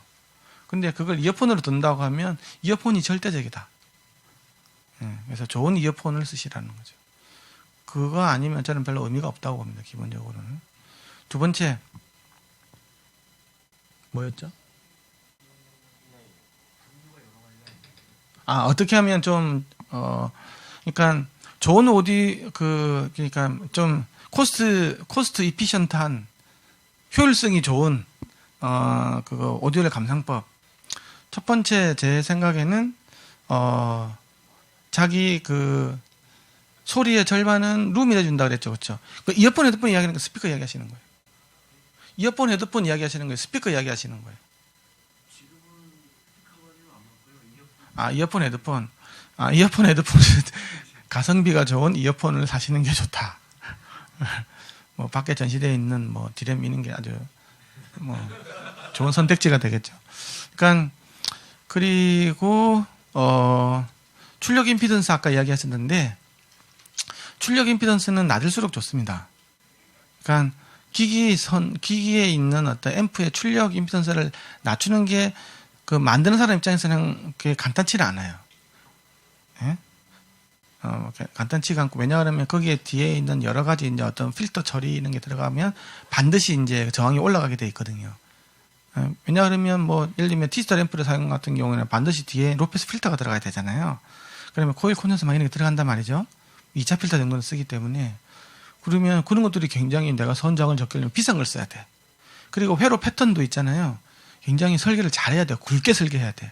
뭐 그렇게 하려고 하면 비싸지겠죠. 그리고 이게 선장이 낮아지면 나중에 이렇게 뭐 팍팍 꽂을 때 있잖아요. 앰프가 금방 나갈 수 있어요. 그래서 앰프적 입장에서 보면 출력장을 높을수록 좋겠지. 설계하기 편하고 돈 적게 들고 별로 고민 안 해도 되는 거니까. 근데 소리를 듣는 입장에서는 예를 들면 뭐 그 이어폰 헤드폰이다 그러면 BA 드라이버 이런 걸 사용하는, BA 드라이버는 임피던스가 완전히 개떡 같거든요. 막 저주파수와 고주파수가 임피던스가 100배 차이나. 거의 100배. 그냥 다이나믹 드라이브는 거의 1대1이에요. 거의 뭐 1 아니면 뭐 몇 옴밖에 차이 안 나는데 얘는 이쪽에서는 100옴 정도 나오고 여기서는 뭐 몇 옴 정도 나온다는 말이죠. 그렇게 임피던스가 많이 차이 나는데 이 출력 저항이 커지고 작아짐에 따라서 이제 굉장히 소리가 극적으로 바뀝니다. 저음이. 그래서 그 임피던스는 작을수록 좋아요. 출력 임피던스는. 요즘에는 그게 이제 우리가 댐핑 팩터라 그러죠. 그 임피던스가 또 작아야 주파수 특성도 좋아지는 부분도 있지만 소리를 잡아주는 어떤 댐핑 특성이 바뀝니다. 예. 그러니까 저항이 있으면 기본적으로는 소리를 잡아줄 수가 없어요. Q 값이 나빠져요. 그래서 딱 잡아줘야 되는데 이게 안 잡히는 거예요. 저항이 있으면. 풀어지는 거죠. 그래서 댐핑 팩터를 뭐 100 이상 뭐 이렇게 내고 싶다 그러면 출력 저항이 0. 몇 옴으로 들어가야 돼요. 0.0 몇 옴으로 들어갈 수도 있어요. 그런데 그것도 너무 작은 건 아무 의미가 없어. 왜냐? 이어폰 선 저항이 또 있거든. 그 나가면 뭐 드라이브까지 가는 데서 뭐 선 저항이 개떡 같아. 이게 뭐 3.5파이 잭이 허접해. 그러니까 적절한 선에서 샀는데 뭐 한 1옴 언더로 가면 아마 뭐 적절한 될 것 같고요. 선 저항이 좋은 걸로 좀 이렇게 해서 그리고 정말 이야기하는데 이게 MMCX나 뭐 이런 거 단자 있잖아요. 그런 거 선 저항 엄청 접지 저항 엄청 많아요. 뭐 이게 돌아가는데 이게 제대로 붙어 있겠어요? 납땜을 해도 시원찮은데 지금 납땜을 해도 은납이니 지금 막 이야기하고 있는 편이 빙빙 돌아가면서 붙이고 떼고 편리함은 있겠죠. 근데 그거는 절대 좋은 소리 나올 수 없습니다. 계속 선장 나빠져요. 그거는 상식입니다. 그러니까 스피커 케이블을 계산할 때도 제일 좋은 게 납땜이죠. 아니면 최대한 표면적을 넓게 해가지고 꽉 눌러주는 거 있잖아요. 그러니까 거기서 제일 극적인 문제가 생기거든요. 그래서 눌러주든지 아싸리 그냥 뭐 아예 은납으로 가지고 납을 그냥 확 입혀가지고 완전히 100% 전달되게끔 하는 게 나아요. 거기서 튕겨 나오면 안 되니까. 그리고 저항이 많아지면 아까처럼 소리가 저주파수 소리가 나빠집니다. 다음.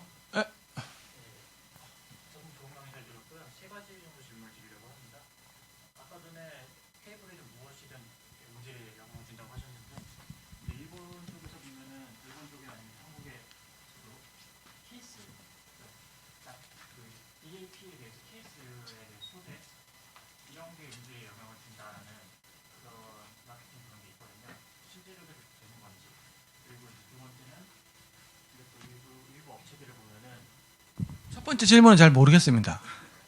네, 그게 뭐가 좋다라는 게 대해서 정보가 없기 때문에 내가 그거 좀 판단하기 좀 어렵습니다. 자기 혹시 아는 거 있어요? 그 뭐 I사나 S사 같은 경우에는 그 DAP 있잖아. 이 케이스를 황동이라든가 뭐 스테인리스 스틸로 바꾸면은 똑같은 제품인데도 소리가 달라진다라는 그런 마케팅을 하는 업체들이 꽤 있거든요. 어느 부분이 어떻게 왜 다른지 그냥 뭐 전체적으로 좋아진다는데요. 그런가 봅니다.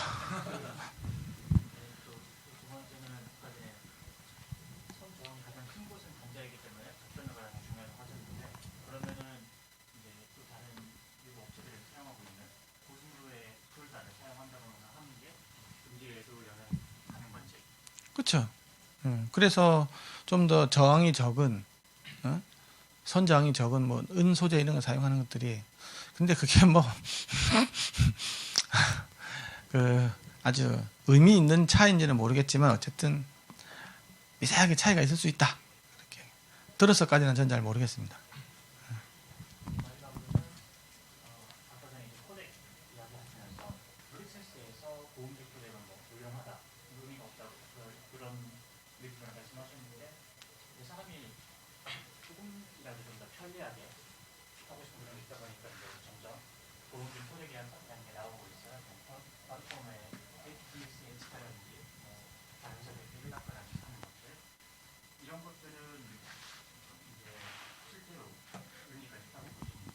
저는 의미가 있다고 봅니다.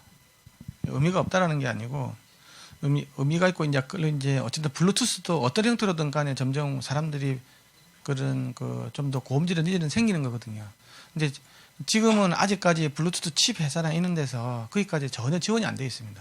그걸 하려면 블루투스 칩 외에 또 다른 DSP를 더 달아가지고 24비트 연산을 하고 아니면 64비트 연산을 하고 이런 식으로 해가지고 보면 좀 더 어떤 좋은 그래서 보면 블루투스 리시버 해가지고 따로 파는 거 있죠. 뭐 예를 들면 뭐 레드손에서 나오는 거 있잖아요. 그런 것들이 이제 그렇게 가는 거거든요. 그 24비트 연산 다 해가지고 그래서 어쨌든 좀 더 그 하이 퀄리티로 내고자 하는 그런 부분들은 반드시 올 것 같고요. 거기서 이제 LDEC이 이제 그런 의미에서 나온 거고, aptX 같은 경우에는 워낙에 음질이 이제 좀 ACV에서 좀 떨어지니까 HD급을 하면 이제 내가 저번에 제가 하이 피델리티 스피커로 들어보니까 aptX HD는 AC하고 좀 유사한 성격이 이제 되더라고요. 뭐 그렇게 계속 올리는 거죠.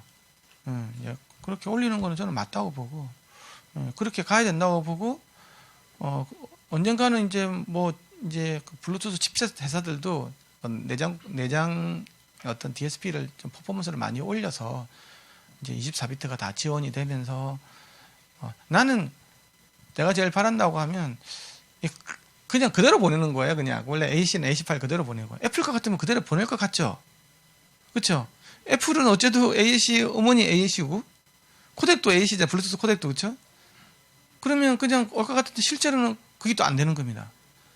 AAC로 갔다가 웨이브로 바뀌었다가 다시 또 AAC로 오는 거거든요.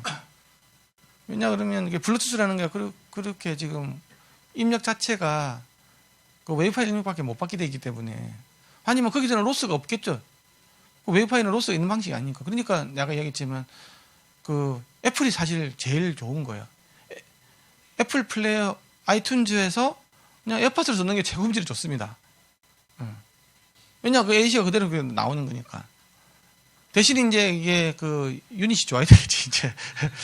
거기서 이제 E3로 채택을 하면 참 좋을 것 같은데 이제 이런 약간 아쉬움이 있습니다. 오늘 끝까지 남아주셔서 감사합니다. 네.